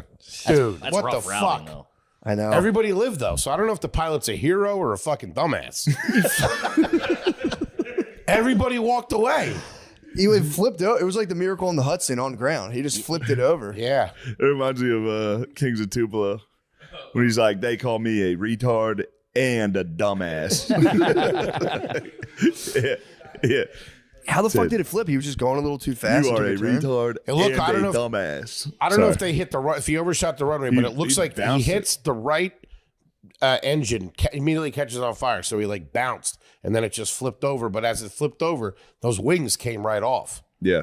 So, and it was on fire, but everybody inside was cool. They got out. Everybody got out. Yeah, but Yeah. I always take my seatbelt off early, and I think about that all the time before we land. Even I'll be before landing, you I take do it every off? now and again. Yeah, I'll be That's like, wild. The second we touched the ground, I snapped that thing off. Yeah, That's what I'm the saying. second you're proper Yeah, you gotta landed. land. I'll yeah. take it off. I'll just, if they don't remind me to put it back on, I'll just. My dream is to surf the flight, to stand in the aisle and surf a landing. That'd be nice. That would be decent. But if you're the seatbelt, if you're not wearing it, you'd be the one death. You know how embarrassing That's that what would I'm be? saying. If it flips over, I'm like, If it I flips thought and you're about the that. I'm like, one dude, death. this flipped. I would fall. That'd be a hard fall to Yeah. the ceiling. Just I like, would be done. And I'd probably take out the lady next to me. Like, And in front and behind. Probably. Sure. all of the 88 passengers, 87 unscathed. Here's One the- guy fucking Well, dead. here's the thing, One though. guy trying One to be guy, cool. dumbass, said No, he was here- going to here's the surf the thing. landing and fucking exploded. Now, dude, I'll just jump the other way. If But it if you crashes. flip, then they're all on the ceiling in their seatbelts, Yeah. and then you got to do that thing upside down and Yeah, try I to know. like I'm surprised detach. nobody fucking got wrecked Which on that would be so far in my gut that I wouldn't be able to get it out. I would definitely have shit in my pants too. Oh, yeah. That would suck. I saw one guy, though. There's footage of people getting out, and a guy grabs a lady's butt I on the saw way. that. And there's a But part I of me that think was there- like, I think that he has to get him up. I know, but But he grabs her ass. yeah, on the What, to way out, push he's her up like, to here get her you out of go, the seat? get out of Well, there. as he gets her on the turn, Yeah. so it's not even like the push. It's like he guides her in, and then he fucking Hoink, yeah. He gives you a little hoink. little bowling action. I'm He pretty hoinked sure it that up, guy yeah. was not straight though. We've Probably crunched not. those Male numbers. flight attendant, Yeah. Asian male flight attendant, if we're being precise. Yeah, for being precise. Little male cheer. He probably hasn't done this like True. male cheerleading in a while. We've crunched those numbers. It's been like 4 months where every week, every couple of weeks, it's something. I know. If you go globally, I mean South Well, Korea, they had like 9 Asia's going nuts. Asia's Woo. been going nuts, though. nuts, Yeah, those airlines. crazy. I'm never going over there. That video, you see the video, the one last year, the guy he's filming himself, the one that went into Yeah. the gorge. Fuck, Pretty that. quick. Yeah, Is it just Korean airlines that like all Asian airlines have been acting up? I think they typically act up over there. You think It's a they'd funny be- way to call like it. They're acting Malaysia. up as they plummet to the ground. You boys acting up out there? really Yeah. playing a fool over there, Wouldn't you think they'd No have Huff that House. shit kind of on lock though? dude. You would think South Korea, everything's probably fucking tight, meticulous. That's what I'm saying. I mean, fucking. I think it's Atlanta also- hub, It might I be. get It might be an operator issue. Therein lies the problem. It's bad. Something Wong.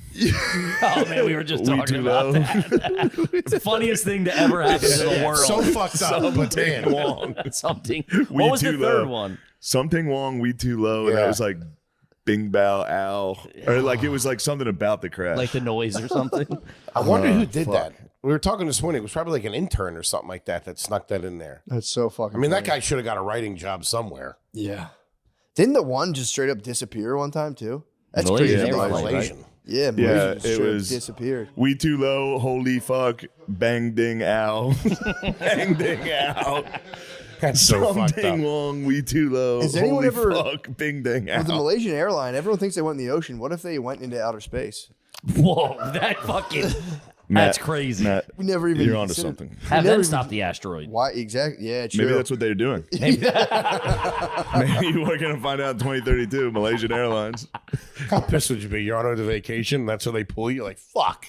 What, the outer space? Yeah, I'd be I only got furious. 6 pairs of underwear with me. I'd be furious. How'd you bring enough Nexium? I'm gonna have wicked heartburn up there. He's brutal to travel with. Constantly needs to do laundry and Oh, shit. the fucking Ozempic burp on a plane. Oh fuck! I think about that all the I time thought too. the toilet was broken because we got on. The guy's like, it's not really flushing right, and we were in the front row. So I'm like, God damn, it fucking smells like shit. I'm like, I didn't if this, say- I'm like, I if didn't this is say the whole anything. flight, I'm gonna fucking This fucking airline's falling apart, man. Ozempic burp. dude. Then we get down here. We're out front of the mothership. This is like last year. We're out front of the mothership. We see people like, "Yo, are you garbage?" Like, so we're like talking to them. It smells like sewage out there. I just think that's 6th Street. You know what I mean? And it's just like a fucking 3 weeks after mothership opened. We're sitting at the bar having a beer before our spots, and I'm like, the plumbing in this place too? What the fuck? The 3 places I had been with him in a row. I'm like, the sewage, goddamn. And he goes, you smell that? I go, how the fuck can't you? He's like, that's me. And I was like,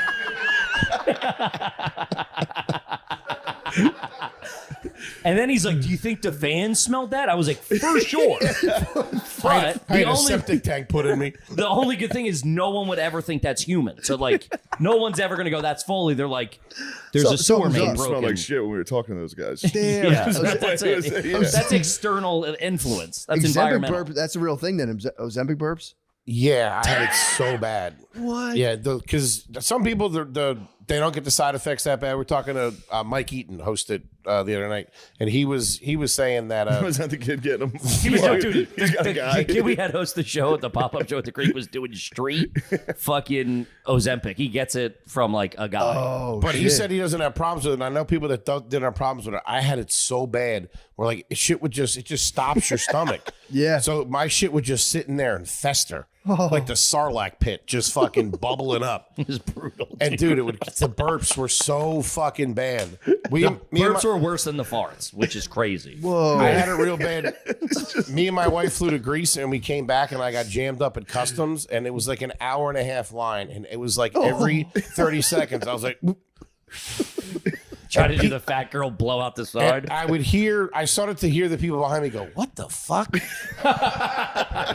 So I started, but every time I would do it, I'd go, what the hell? What the fuck? You guys, that's crazy. Someone got some bad meat in their bag or something. It sucked. Oh my god. The only one that ever smelled it was Ari. He was the only one brave enough. I was like, you're the only one I can ask this to. Do you want to smell one? He was like, yeah, go ahead. Hey, you don't want any more of it. You don't want the smoke. It's like rotten eggs, dude. You're a dragon. You're a dragon. A proper dragon. Dragon's ahead. breath. Oh. Yeah, go ahead. Yeah, it sucks.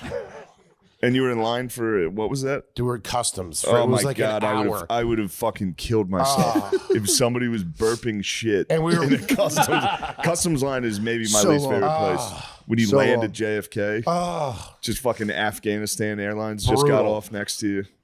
It's coming off worse than I want it to, but you know what I Wait a mean. minute. Among political. others, you should have listed like in fucking And Norway, also, Iceland Air or something. Australia's flows motherfuckers too. Australia, those Coming off. cocksuckers. I do get mad when the international line's moving faster than the American line. Yeah. What Yeah. the fuck are we doing here? Yeah. It's like I shut that pay my down. taxes type shit. Really, Yeah. it gets you in the fucking gut. But Yeah. we were only moving in small increments, so I couldn't even like do So it you and couldn't then hide get the away. burp, yeah. No, bad. Had to keep that up for an hour and a half, Oh. sipping a ginger ale, praying it would go away. Settle your belly. Get some carbonation in there. Get those burps really Trying to going. kill this. Get that real ginger in there, just floating around. Yeah, But when you would take care, that was like when you were coming off of 2 weeks in fucking Greece, so you were eating like a fucking maniac. When he would Mediterranean diet. when he would stay on top of it, it was a little better. But when like on the road, it was just we'd be in a minivan and you're like, dude, we got to pull over. It smells like one of those old cars that smells like sulfur. You know what I mean? Oh, so The, it's the farts were even worse. what? you know. wouldn't know what it was. A burp is. Dude, it was crazy. It was, and they were like long and hot and just. was like a gas leak. Just- He shit his pants on the tour bus. That happens. Ozempic, it slows up your whole digestive system. So Yeah. like everything just moves so slow. yeah. And how much could you eat on that? Did it like slow you down big time? Me or Yeah, you. I would press through it. I probably should have stayed on the Japanese say that you eat till you're 80% full. Yeah. If I was maybe doing that, I would have been all right. But I would push through it because at the time it would. Japanese say that? His Japanese neighbor says it. I think not all of the Japanese. It's called something in Japan. The Japanese neighbor. But Japanese neighbor. it wouldn't hit until later, so I like wouldn't realize how full I was till like a couple minutes after I ate. I was like, Yeah. oh, it's gonna be bad. Oh, Yeah. And it would just sit there. You could feel it in your stomach, just fucking like it was like having a crock pot down there, just slow cooking. Set it and forget it. Bad news is coming. My girl fucking hated it. Yeah, no Yeah. shit. Yeah, imagine having to sleep with that, dude. That's crazy. I'd get real defensive in bed at my CPAP. I'm like, what do you want me to do? this is my weight loss journey. Hooked up to a machine keeping you alive. Fighting with a mask It's not on. my fault. I remember one. Taking it off, like, Bitch. Like reptiles. Dude, if I burped into my CPAP, You fucking. That's the funniest shit ever. Did you burp into the machine at all? oh, dude, that would wake me up in the middle of the night and be like, what the fuck? Fucking hotboxing himself. Oh. Be like punching out of an F-16, just like, Under the covers must have been nuts. Under the covers must have been trap the crazy. flavor. Just 7 passengers of a cruise died.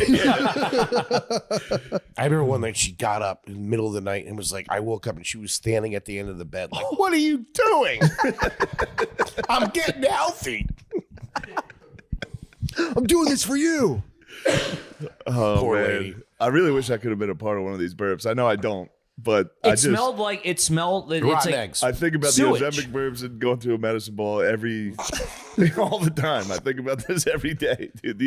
Foley eating Ozempic burps on a plane.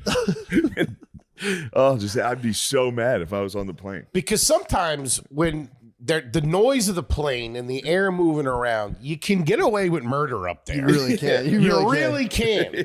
You let one. You're building up. if you got your own fan for Oh, sure. yeah. Yep. You can Yeah. fucking Hit the aisle. You can hit the aisle. directional, Dead yeah. giveaways when you're moving the fan around. But yeah, you do that one little test to see if it smells and if it's all right. Plus, you got the seat, all that stuff. Yeah. You know, Could be but anyone. man, sometimes you're just like, fuck. Yeah. Wives, I will say my wife punishes me when I fart on a plane. She goes, was that you? And if I had fart, I'll laugh. I can't not Yeah, it's hilarious. laugh hysterically if I did fart and someone smells it. So I'll be like, dude, shut the fuck up. Dude, shut the fuck up. Yeah, it's like, well, you're blowing up my spot. Why would you do this? I feel like it doesn't get that far though. Doesn't, but when you see it hit someone, it's the Yeah, funniest. yeah. You see like a Someone's guy head snap. reading the paper, like Folds a Chris Wall Street Journal yeah, down. just, Me and Butterly were on a plane once, and a little boy in front of us, anytime either of us farted, he would turn around and go, it would hit him, and he would, you see his face in the gap in the seats, and be like, he thought it was like the funniest thing in the world. It was, it is the funniest thing in the world. oh, it was so, you would see his face. I he'd mean, be that like, would have been me if I was a guy. If somebody was behind me farting like that, I'd be like, I would have been delighted. That was a real one. oh, fuck. And he would like say it to his parents. He'd be like, I think they farted again. They'd be like, shh, stop. That was so funny. Oh, fucking bastard. That was so funny. Yeah, Goddamn, bad news, dude. man. Hot day. Hot Yeah, that's a diggity fucking dog. good podcast. Yeah, it's fun. for That having was us. fucking hilarious, dude. great You guys guest. are the best. We love you, Appreciate boys. Yeah. You guys fucking rule. We love you. Hell yeah. You guys, you don't have anything to promote, right? Yeah. Yeah. Route 66 special. Route 66 special on our YouTube page. Check it Yeah, out. so we did. We did this whole big tour from Chicago to L.A. Are any of the burps and farts featured in this? He yes. shits. We Yeah. have him shitting his pants on like 5 different I had cameras. Ozempic This is a problems. must-see TV. Ozempic problems the whole time. But we filmed all the shows. We filmed everything on the bus and all that stuff, and we put it all together. Connor Yeah. directed it and That's fucking awesome. shot it, and edited the whole thing. And we think it came out great. We think it's something different, something fun. So we're excited. When's it about coming out? Route 66 comes out February 25th. Ooh, Oh, it's fuck soon. yeah. Fuck Yeah. yeah, man. Where's it coming out? YouTube On channel. YouTube, on Oh, Are You hell Done yeah. with YouTube page. Hell yes. Nice. So whenever this comes out, it could be there. It'll be coming out very soon. Nice, Yeah, man. we're excited. Fuck, that's going to be awesome. It Thank is you, gonna be boys. very good. Yeah. Check it out.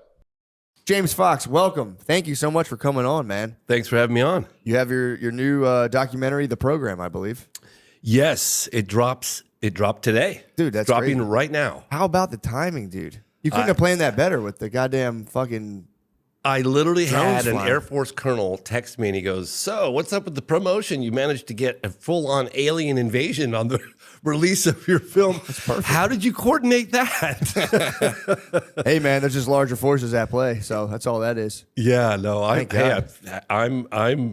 I welcome it. I mean, For sure. within reason. Yeah, for sure. So I don't want people to panic. Yeah, well, dude, here's so to be honest, I was watching the documentary last night, and I was just like on the way to a holiday party, and I got really stoned from a vape pen. I haven't been smoking like that, and I was just like launched, and I started watching your documentary, and I just started bugging out. I started thinking about just the vastness of the cosmos, and just kind of the the inevitability of there's got to be some other sort of consciousness or life form out there. And it's like, I was bugging. I was like with my wife, and I was like, dude, turn it off. I'm freaking out right now. At what point did you turn it off? When we got to that the NASA conference or before? It was before that, but we were. I just started thinking about it because it was all these like, there's these like Congress meetings and all these people, and it was like the line that I don't know if it was from that or someone said it, but it's like, why would these people put their credibility at risk for no Absolutely. reason? No, come on.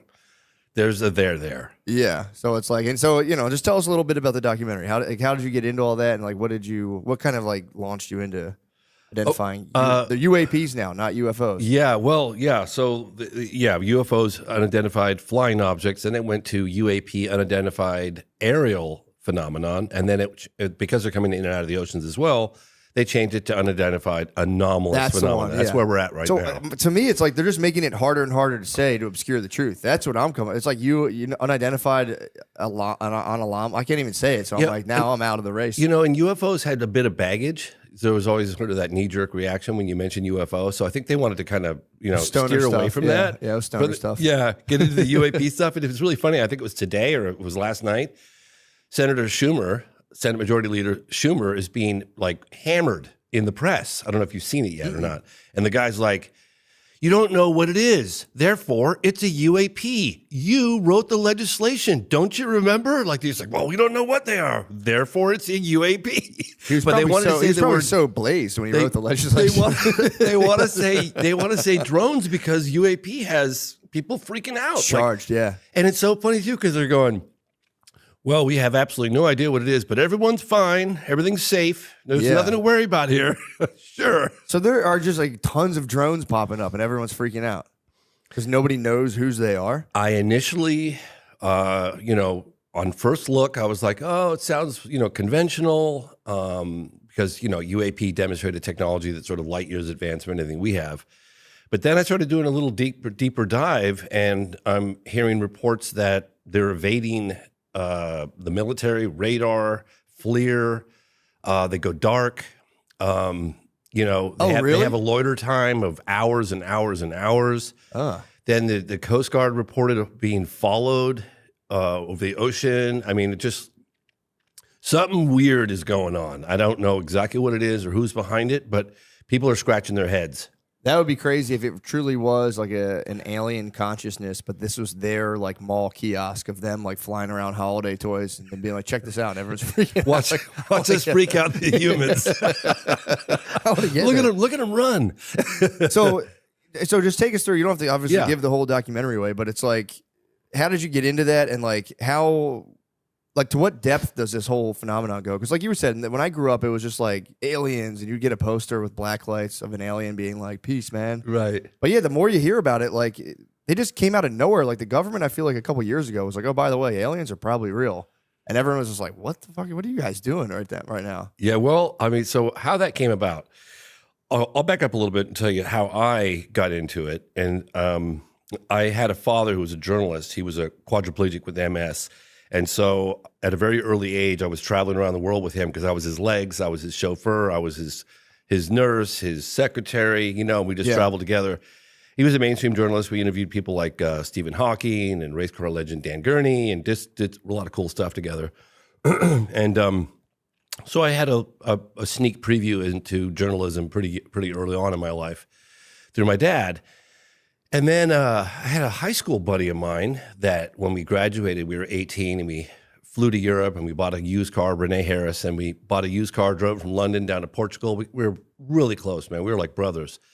And then we parted ways for like a year or two as things done. You know, he had different things going on, whatever. And then I, reunited with him, and he was suddenly into this whole UFO thing. And I was like, oh God, Renee, man. Like I remember thinking, I'm gonna have to cut my best friend loose. Yeah. Like this is really unfortunate, you know? And he was talking about Roswell and UFO crash and alien bodies. And I honestly thought he'd lost his mind. I mean, I really did. Yeah. What year was this roughly? Probably 93. Yeah. Maybe 94, 93. You were looked at as crazy back absolutely. then for it.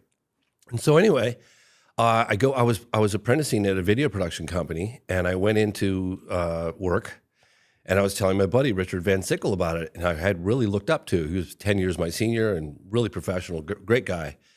And I was like, oh man, my really good friend is like suddenly gone off on the deep end. He's into UFOs and aliens and spaceships that crashed in Roswell. And my buddy Richard looks at me and goes, you didn't know about Roswell?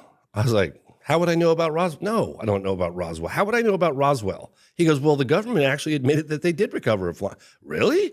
He goes, yeah, check it out. Like they actually admitted it. And then the very people that were involved in the cover-up came forward on camera before they died saying it was original. The original press release was correct. So I was like, oh my gosh. I started looking into it. Went to a few conferences, met a few military guys, and I was like, God, maybe there's something going on here. Mm-hmm. And so I told my dad, I was like, I was doing video production at the time, and I was doing PSAs and things of that sort. And I was like, I think I'm going to do a documentary on UFOs. And my dad was like, oh my God, please, son, don't do that. He literally said it's a dead end street. There's nothing to it. You're wasting your life. Please. And not only did he was begging me, he had all of my other members, because I was born in England, of the family, writing me letters saying, your dad is very concerned about you. Oh, you were getting like English letters about it. Don't do it. That'd be a tough. There's like a a scolding. Just like I've been reading Bertrand Russell's autobiography, and there's a lot of like English letters, and they're pretty. Yeah, they'll get you, man. Anyway, a stinging letter. My grandmother used to call me a rapscallion, you hooligan, you skiver, breaking into the house at all hours of the morning.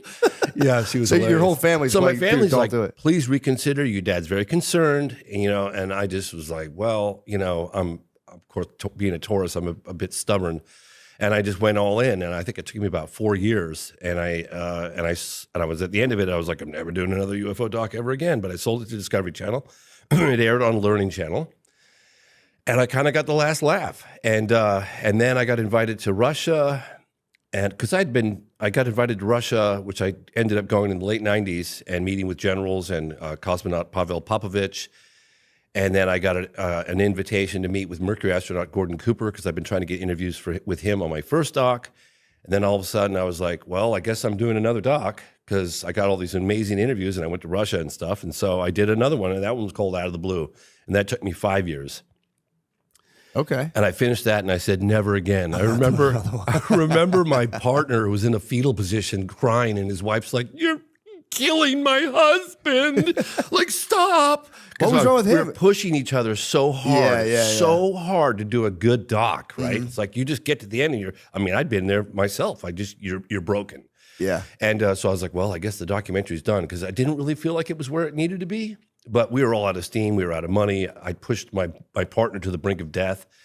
And his wife was screaming at me, so I was like, all right. So then we sold that to NBC Universal. And it aired as a 2-hour special on the Sci-Fi Channel. And then 3 years later, I owned the rights again, and I was like, oh, I'm gonna pick this back up and make it to the film I always wanted it to be. So I spent a couple more years on Out of the Blue, and I released that as a director's cut. And in the process of that, I broke a big story with the governor of Arizona, Fife Symington, who there's a very famous Phoenix Lights case that happened in March 13th, 1997. And the governor poo-pooed it at the time. And then 10 years later, I met up with him. It's like, why did you poo-poo it? You had one of your aides dressed up as an alien. He came and mocked the whole thing, and all your, constituents were upset. And he admitted that he saw it too. So then that happened and exploded in the headlines. What did he see? Oh, he saw the lights. Oh, he saw a craft. He saw a big, all connected boomerang shape. He said it must have been a mile from wingtip to wing across because it was so big. Why did he poo-poo it though?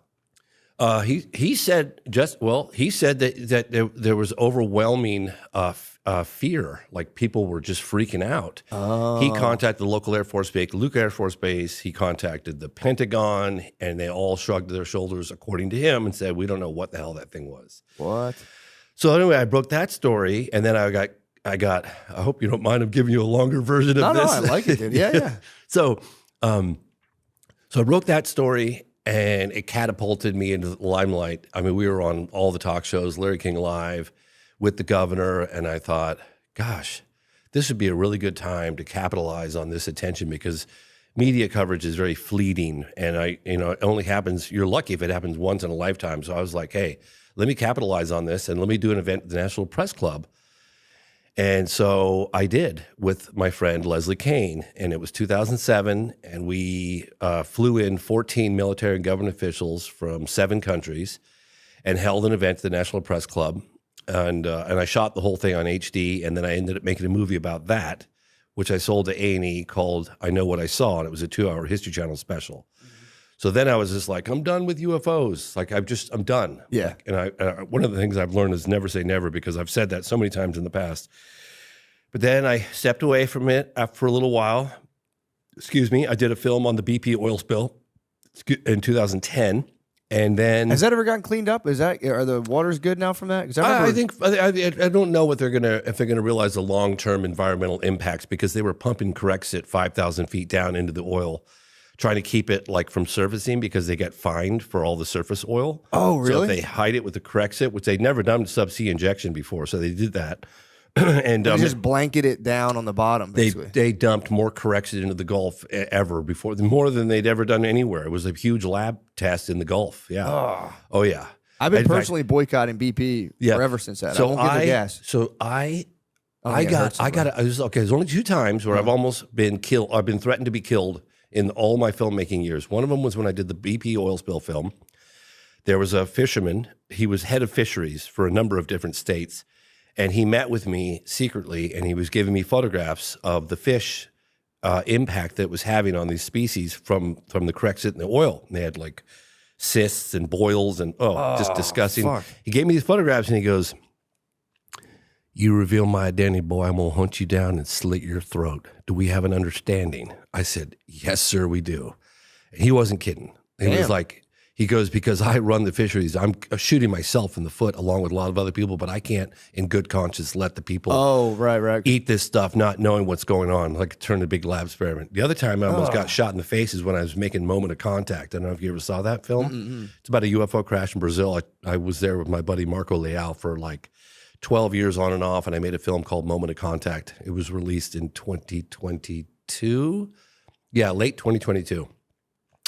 And we tracked down a guy who'd been hiding for 26 years who allegedly was driving the car during the second capture of a live alien. I know it sounds nuts. I'm with you. Hold on. Explain that. I don't know what you're talking about. It was a UFO crash that took place in 1996 in Varginha, Brazil. Mm-hmm. I had been looking into it for 12 years. I didn't believe it when I first heard about it. In fact, I was making my first UFO documentary, my second UFO documentary out of the blue when I heard about the crash. It happened in 96. I was making it in like 99, 2000. That's when I started. I heard about it, but I was like, that's impossible. They don't have a UFO crash and live aliens walking through the town. No way. So I took 10 years before I even, like almost 10 years before I would even, actually, it was over 10 years before I would even look into it. And then I ended up spending about 12 years. But in any case, a UFO was spotted in trouble. It was a cylindrical shape object, like a cigar. It was like a aluminum kind of shape, no wings, no visible means of propulsion. It had, according to the witnesses that I interviewed, and they're all on camera, it had a gash in the back of it and it had sort of a white vapor coming out the backside, and it was definitely in trouble because all the people who claimed to have seen it said it was struggling to stay in the air. and then eventually crashed. 2 days later in the town of Virginia, just a few miles away, people reported these strange creatures.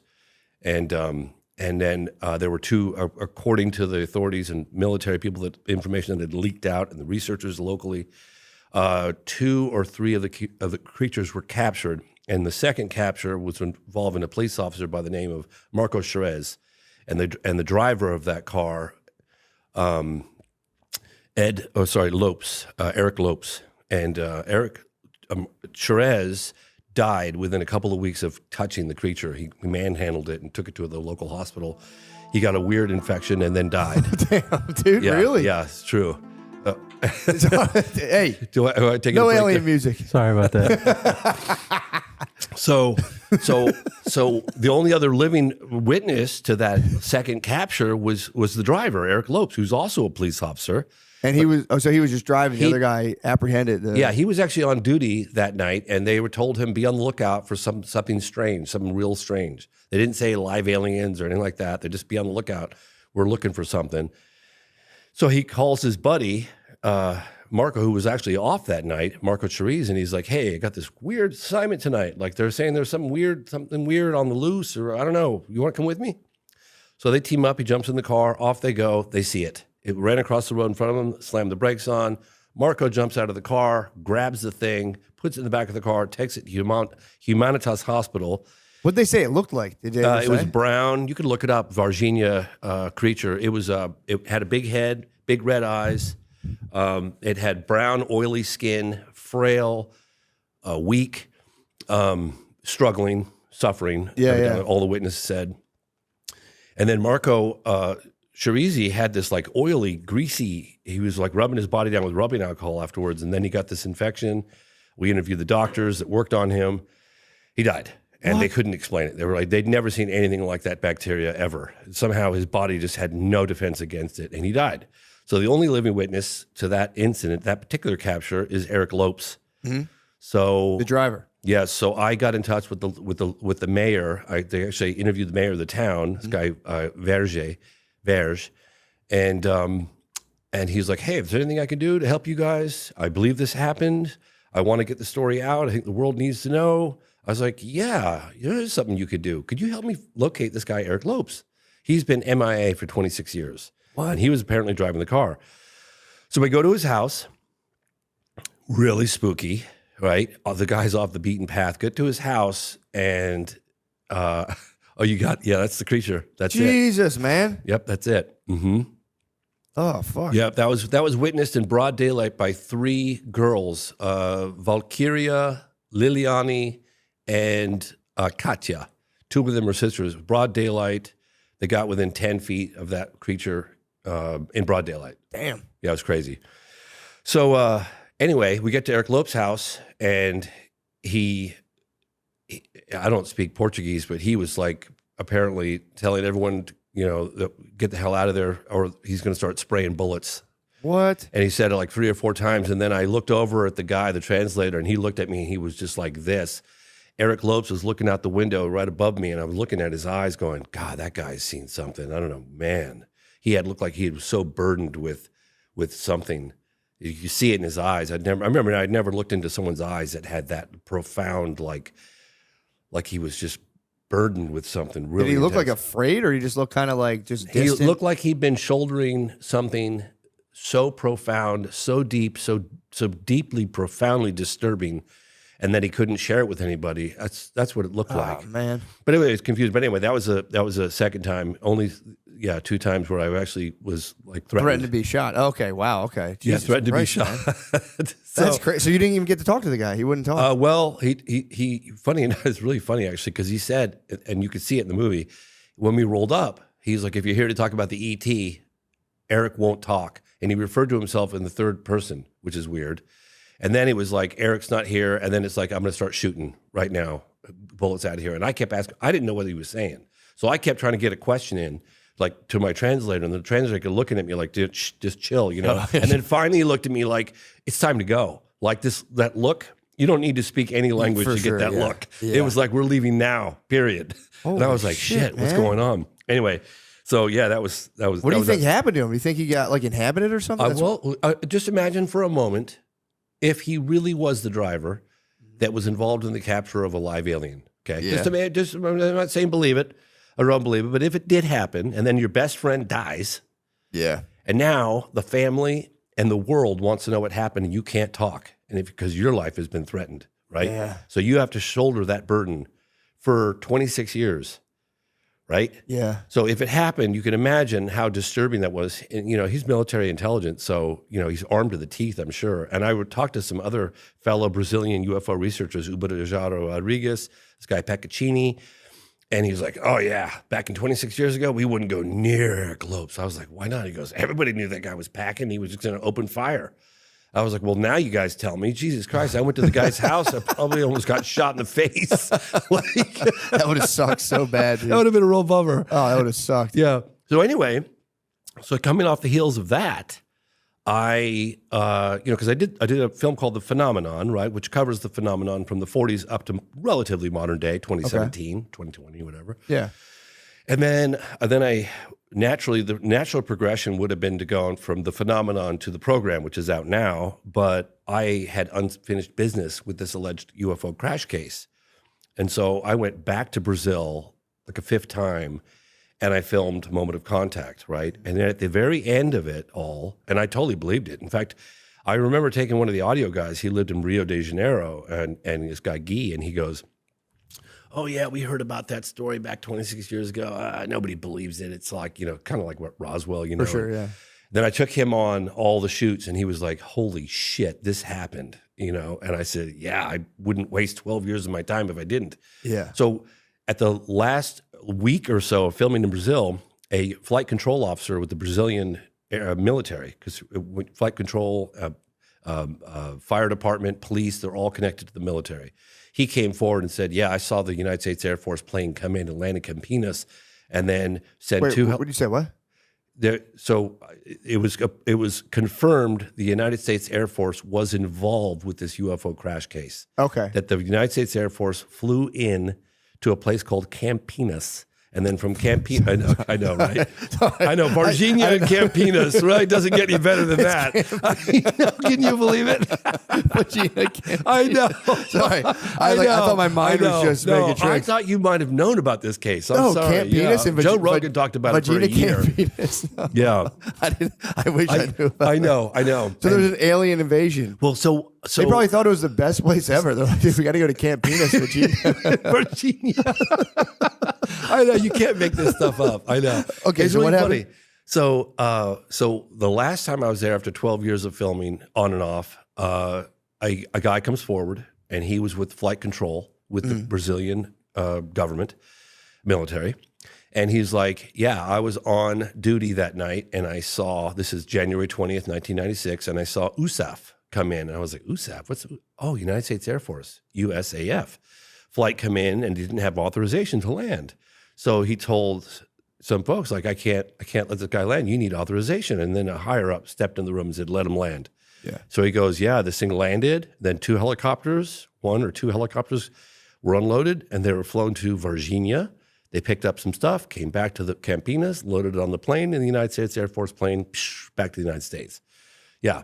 So that was when I became aware of the fact that, wow, there probably is a crash retrieval program going on. So when I started doing the program, the film that's out now, it was almost personal for me, right? Because I had no idea. Like, I was on Joe Rogan talking about Moment of Contact in April of 2023. Well, in July of 2023, the highest level intel officer, David Grush, testified under oath to a bipartisan group of lawmakers that there is a crash retrieval program, and he found it. Damn. Yeah. So so the program kind of covers this unprecedented push for transparency on what the intel agencies really know about the phenomenon, right? What kicked that off? I was curious about that. Like, this is my thing. If things are like top secret, you have these giant kind of like, mechanisms of power controlling and hiding things. I do find it funny that they're like, you swear you're telling the truth, and they're like, that you fucking got me, dude. Yes, I pinky promise. Like, it's a weird system we still do. Yeah, well, where it's like, you better tell the truth, and we're like, You got me. So people think that the government suddenly had an epiphany and decided to be more transparent on the UFO phenomenon. That's not what happened. Yeah, I doubt that. Yeah, right. What happened was there were a couple of intel insiders, Christopher Mellon being one of them, former Deputy Assistant Secretary of Defense for Intelligence, along with Lou Elizondo and a handful of others, just small handful, that protested because of excessive secrecy. They found a loophole and walked some evidence from the Pentagon out on the front page of the New York Times, and that happened in December of 2017. Okay. So they can't put the genie back in the bottle, right? Yeah. So more people keep coming forward now, more people coming forward. And then Congress started getting wind. They were having behind doors meetings with some of these witnesses, and they were like, ooh, there's a there. Wow. And then they had the first congressional hearing by a guy named Andre Carson, Congressman Andre Carson. That was 2022.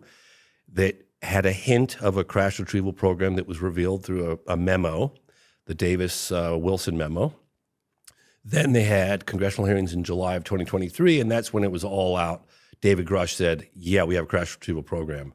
And then recently, just a month ago, we had more congressional hearings, which I attended, and Lou Elizondo, who ran ATIP, or was one of the members on ATIP, he confessed under oath that there is a crash retrieval program. So they have been going around and scooping these things up. So there's Yes. things. So what do you say to people who are like, it's just super advanced military technology they're hiding from everybody? Well, if that's the case, that would be an even bigger story because somebody has kept it secret for over 80 years. Yeah, so, true, wow, yeah. okay, that's Yeah. cool. Yeah, no, I hear you. These things exhibit a technology that's just so beyond anything that we have in our arsenal. So, and what are the examples of like the technology that we can't really wrap our heads around? So you have objects that can hover without displaying any kind of visible means of propulsion. They can accelerate from a standstill to out of sight in the blink of an eye, right-angle turns at high speeds, no sonic boom, no air disturbance, very little noise. Sometimes you'll hear a slight buzzing or humming noise, but that's it within certain proximity, some of the witnesses. And they fly rings around our fastest jets. I mean, like they make a mockery of our fastest jets. I mean, you could just talk to David Fravor about that, 2003 off the coast of San Diego. So, and I think the big secret is they don't know what it is. I mean, they know it's engineered, right? They know it's technological, but there's a psychic component to it as well. So it would be very difficult for any governing body to come forward and say, hey, ladies and gentlemen, my fellow Americans, it has been brought to our attention that there are structured craft of unknown origin whizzing around with impunity. They fly rings around our fastest jets, so we don't know who they are, where they come from, and if they turn out to be hostile, we have no visible means of defense against them. Thank you and good night. Yeah, true. Everyone would be like, fuck this. Everyone would be like, no! That's why right now, when they don't know what these drones are, they're calling them drones because drones is a little less scary than UAP, right? So they're calling them drones, but they're saying, you have nothing to fear, and yet we don't know what the hell they are. So that's a little strange, because how could you say what something... Idea, we're kind of like top dog in the universe. Yeah, so it does know, right? threaten. It does threaten. I mean, I feel kind of weird. Like, what do you think I have two questions. Yes. What's the telepathic element you're talking about? I'll give you an example. There's examples like this that go on for decades. But so David Fravor, the encounter that took place, it's now commonly referred to as the Nimitz case. It was off the coast of San Diego in 2003. And he chased this tic-tac looking object. It had no wings, no propulsion. It could hover. It was hovering right over the ocean. He could see it down below. There was 2 military jets that saw it. Got 4 people that got visual. Then they picked it up on the radar, and they chased after it. And as they were close, so the object was down just above the ocean surface, and it was darting around kind of like this. And Fravor said he was going to get a closer look at it at whatever altitude he was. So he started spiraling down to get a closer look at it. Jesus. And the tic-tac object starts spiraling up. So it was mimicking his movement, but backwards.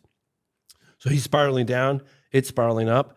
And then he decides to kind of do a maneuver and intercept it, like cut it off. He gets right at it. He goes, this is about a quarter of a mile. And he goes, that sounds kind of far away or half a mile, whatever it is. But in flight, it's very close. Yeah. No rivets, no seams. Like, what is this thing? And then he said it took off like impossible. Like this, it did something that's just not even possible. And then it ended up at their, it's a strategic Latin launch that's like predetermined before. I'm trying to think of the technical name they use for that. But in any case, it just showed up right at that exact tactical spot at their Latin launch. It's like, and he said he had like the hair on the back of his neck stand up straight because that was like it. Basically, like I'm 5 steps ahead of you guys. Like, I even know where your Latin launch is, man. Yeah. So, and again, I could give you example after example. For after sure. example, Yeah. No, that but makes that's sense. just Though. one. That's Yeah, pretty crazy. Yeah.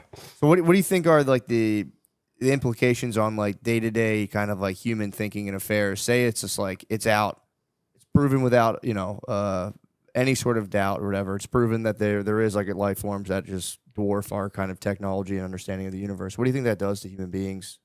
Think that's a good, or you think that'll like spin people out, or maybe make us be a little nicer knowing we have like other life forms watching us? Yeah. I think I always felt that it would be a little scary, right? But that's okay. I mean, reality's reality. It's been going on for a long time. It doesn't seem to be here to hurt us because others might argue with me on that point. But for the most part, seems to be a fairly benign. I mean, there are other aspects of the phenomenon that one might argue is a little scary, but whatever. That's a whole nother. Well, I would argue. I would argue. Sorry, I didn't mean to cut you off. No, it's okay. Yeah, please. I would argue if they're that advanced, there's a huge chance they're not kind of like predacious and like, you know what I mean? Because it'd be hard to be that advanced while you're still dealing with kind of like those more animal aggressive kind of instincts. Yeah. You think it would implode like human beings? Like if we don't kind of get our kind of aggressive instincts under control, we might like blow ourselves up. Oh yeah. No, it's really funny actually. And to your point. I interviewed this guy, Robert Salas, who was a launch control officer during the height of the Cold War. And I think he was in charge of Minuteman missiles, but they were nuclear arms. And I'm not sure if it was Minot or anyways, one of these bases housing nuclear weapons. And objects were seen over the base, documented over the base. And then all of their vast majority of nuclear weapons went into a no-go situation. They were just shut off. And they're all independently controlled. I report about it in my film, The Phenomenon. And I talked to Salas about this, and it was funny. I could see why he was a launch control officer because he's got this demeanor where he's just like super mellow and calm and just measured and just doesn't, he's like, well, James, the message I got from that is almost like taking matches out of the hands of a baby. Maybe you shouldn't be playing with these things. Yeah. And I was like, wow, never thought of it that way. Wow. I never heard of that. So they all just deactivated. Yeah. Oh, there's 50 cases in my film, The Phenomenon. I literally did a deep dive in there with the help of this guy, Robert Hastings, who wrote the book on it. And you'll hear officer after officer after officer about incursions over military bases. They seem to be like some people had put it, like a moth to a flame. Like anytime there's nukes around, the phenomenon kind of just comes around to check it out. Yeah. Wow. Mm-hmm. Damn, that's crazy. Yeah, Senator Harry Reid, former Senate Majority Leader Harry Reid, gave me an interview. I think it was like 2019.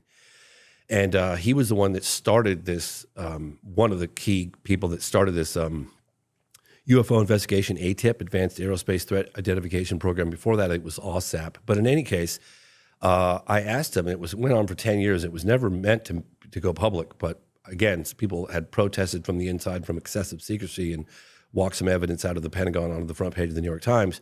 And it went on for 10 years. It was found out in like at the end of 2017. It started around 2008, 2007, something like that. Mm-hmm. And I said, what were some of the more astonishing aspects of the phenomenon that you learned during that 10-year Pentagon investigation? And he goes, right away, just like that. He goes, they're interested in our nukes. And I was like, oh, whoa, I'd heard about that a little bit. So we did a whole segment on it within the phenomenon of Wow. That's pretty crazy. Yeah. And there are a lot of incursions going on, military bases all over the place still. So I don't know. I think it's a far more complex issue than one might, gather. Mm-hmm. Yeah, true. It just doesn't have like one easy explanation. I've been doing this 30 years and I don't know what the hell's going on. Yeah, it's one of those things that does. I wish I did. Well, it kind of dwarfs the perceived power of governments, where you're like, the United States, where like we have all these missiles, or like the cutting edge of technology. And then you see something that's so much more advanced. If it's really buzzing around, kind of like it makes the government less authoritative almost. So you're kind of like, all right, dude. Like I thought it would have a unifying effect on all of humanity. Quite honestly, I mean, if there's an outside force, I mean, Reagan had talked about it, but he used it more of a threat. But if you have something I think it would unify us. Yeah. Excuse me. I remember interviewing Apollo astronaut Edgar Mitchell, and he was Apollo 14, sixth man to walk on the moon, and He said on the way to the moon, he was so caught up in all the data, and he might as well have been a simulator. But coming back, he got to kind of really just look at the Earth and look at and really feel what he was doing. He was hurling through this little tin can through the vastness of space and darkness. And he goes, "You don't know dark until you've been into space. Like it's a vacuum out there."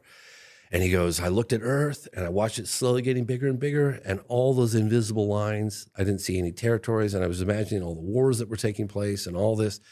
And he really felt, not just saw, but felt like humankind as one race, one, you know what I mean? One people kind of thing. And I think that this reality will help accelerate that, in my opinion. I think it's a good thing. We get a lot of people who start being like, they're trying to use this to start up a new world government and blah, blah, blah, blah. And it's like, I don't think they have control of it. I really don't. Yeah, I would argue someone that. who's investigated all around the world for 30 years. There's no way. I don't think that I think that they're doing what they're doing. True, and it's one of those things where it's like, if there, say for argument's sake, say there were some just human beings who were so powerful they were engineering these kind of crafts. It's like, well, guess what? They're going to do whatever they want, whatever. Yeah.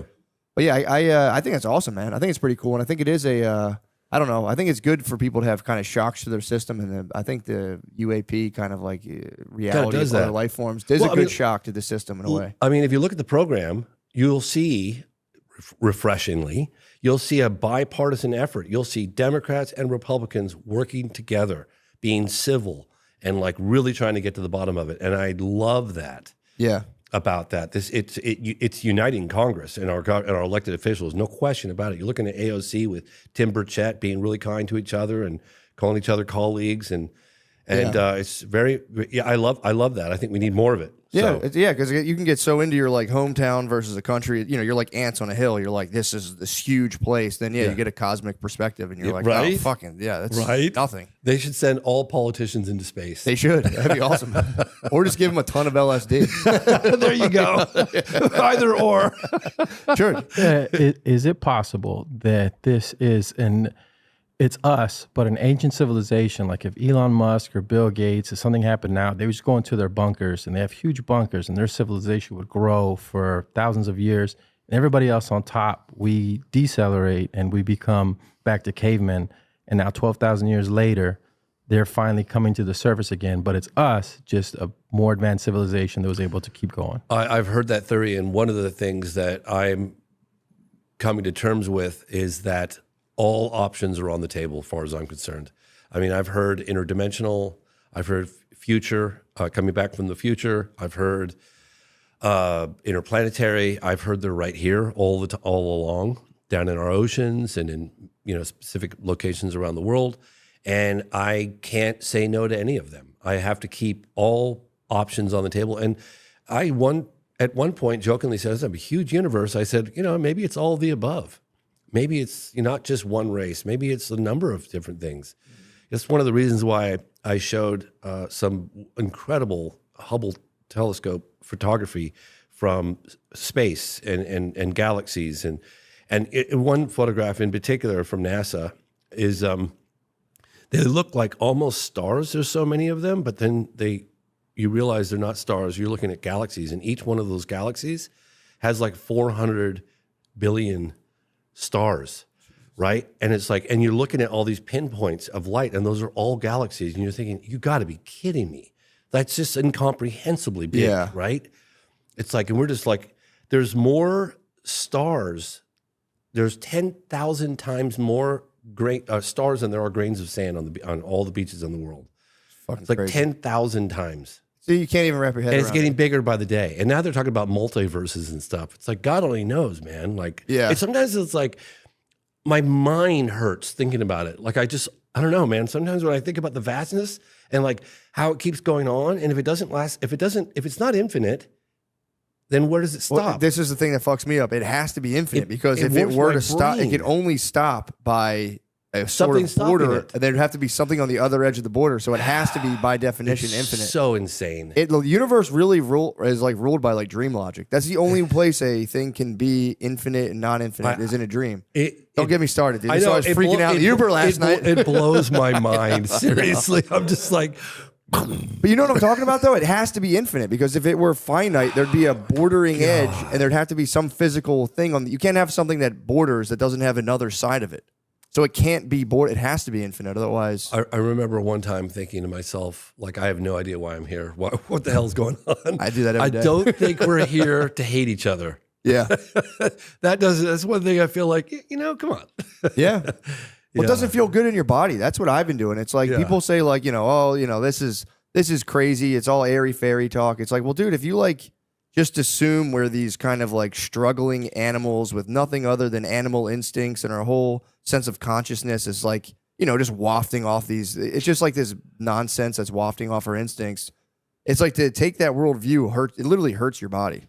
Yeah. So it's like, yeah, I agree with you, man. Right. I think if you kind of open yourself up to like the kind of cosmic scale, becoming basically a cosmic patriot rather than your country, or people will be mad at me for that. Like, ooh, but you can like your country, but also be like, I'm also a citizen of the universe. Just Absolutely. opening yourself up to that scale feels good. I remember asking Edgar Mitchell. It was really funny because we're in the middle talking about UFOs, and he like kind of grew up in Roswell, the surrounding areas, and so he knew all the ranchers from back in the late 40s, early 50s, actually even earlier than that.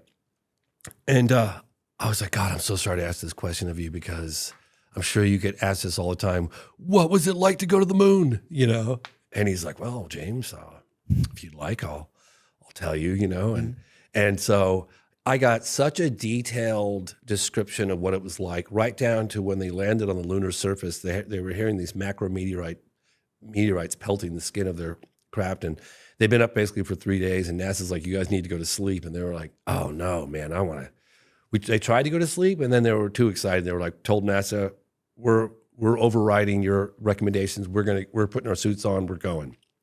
Wait, so they were up for 3 days straight, and they were just like, yeah, oh, they couldn't sleep. They were on the lunar surface, and he said they put their suits on, and they went out there, and he's walking around the lunar surface, and he says he sees off in the distance this blue marble. I love sharing this story because it's so crazy. This blue marble suddenly rise. It was an Earthrise from the moon, and he said there it was, this oasis of life, suspended in the darkness of space, the vacuum of space, such a hostile environment around it, right?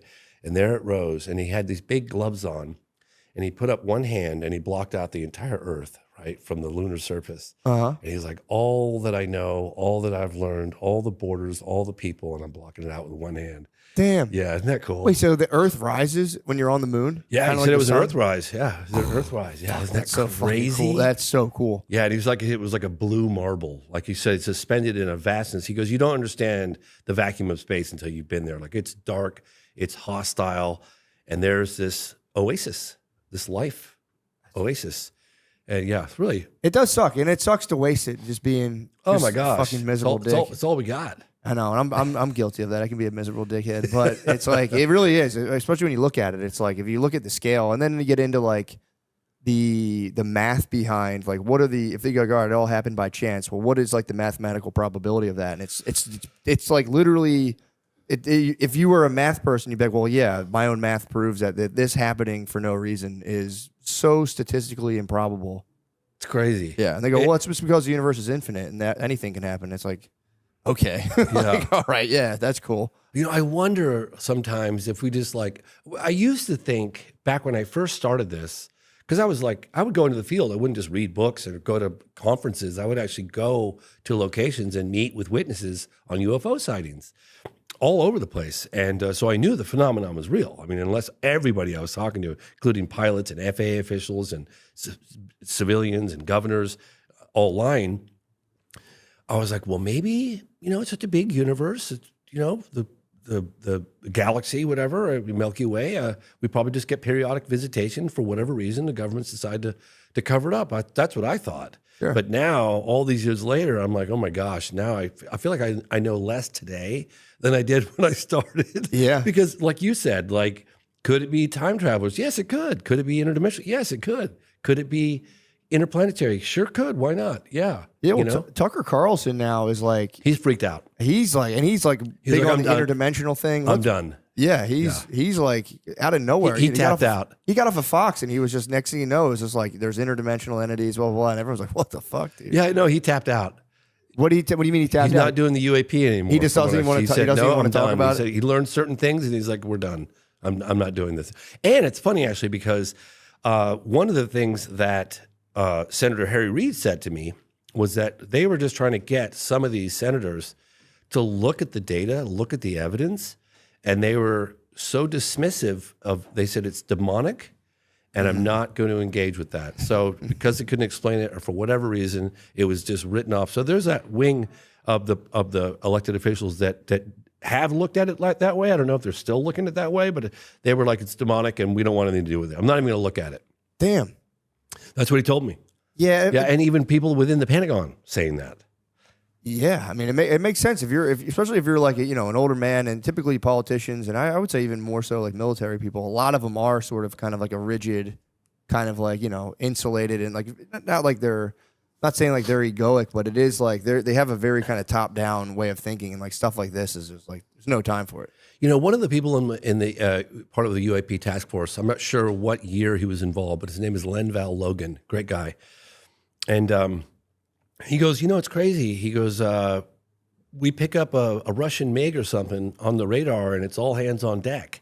And yet, when it doesn't have any markings on it, we can't identify it. It's like nothing to see here, folks. It's like, he's like, well, how could that be? What? Like if it had a Russian flag or a Chinese flag, it would be all hands on deck. Yeah. But because it doesn't have that, it's flying rings around. We can't stop it, control it, whatever. It's like nothing to see here, folks. Yeah. Oh, that's kind of nuts. That's what he said. Yeah. There's got to be some sort of directive. Like I said, if you're military, there's rules for everything. So to be like, we'll get that He's later. like, how can that be? I was like, it's a great quote. It's one of the quotes at the end in the credit. I always like to, when I'm editing a film, I'll get a lot of what I call GMs or golden moments. And I always paint those. I color those like a gold color. And then I put them, if I can't find a place for them in the movie, I tuck them aside in my GM, basket. And then at the end of the film, I'll go, oh God, can I squeeze these in somewhere? And if I can't squeeze them in, one time I was like, why don't I just sprinkle them throughout the credits?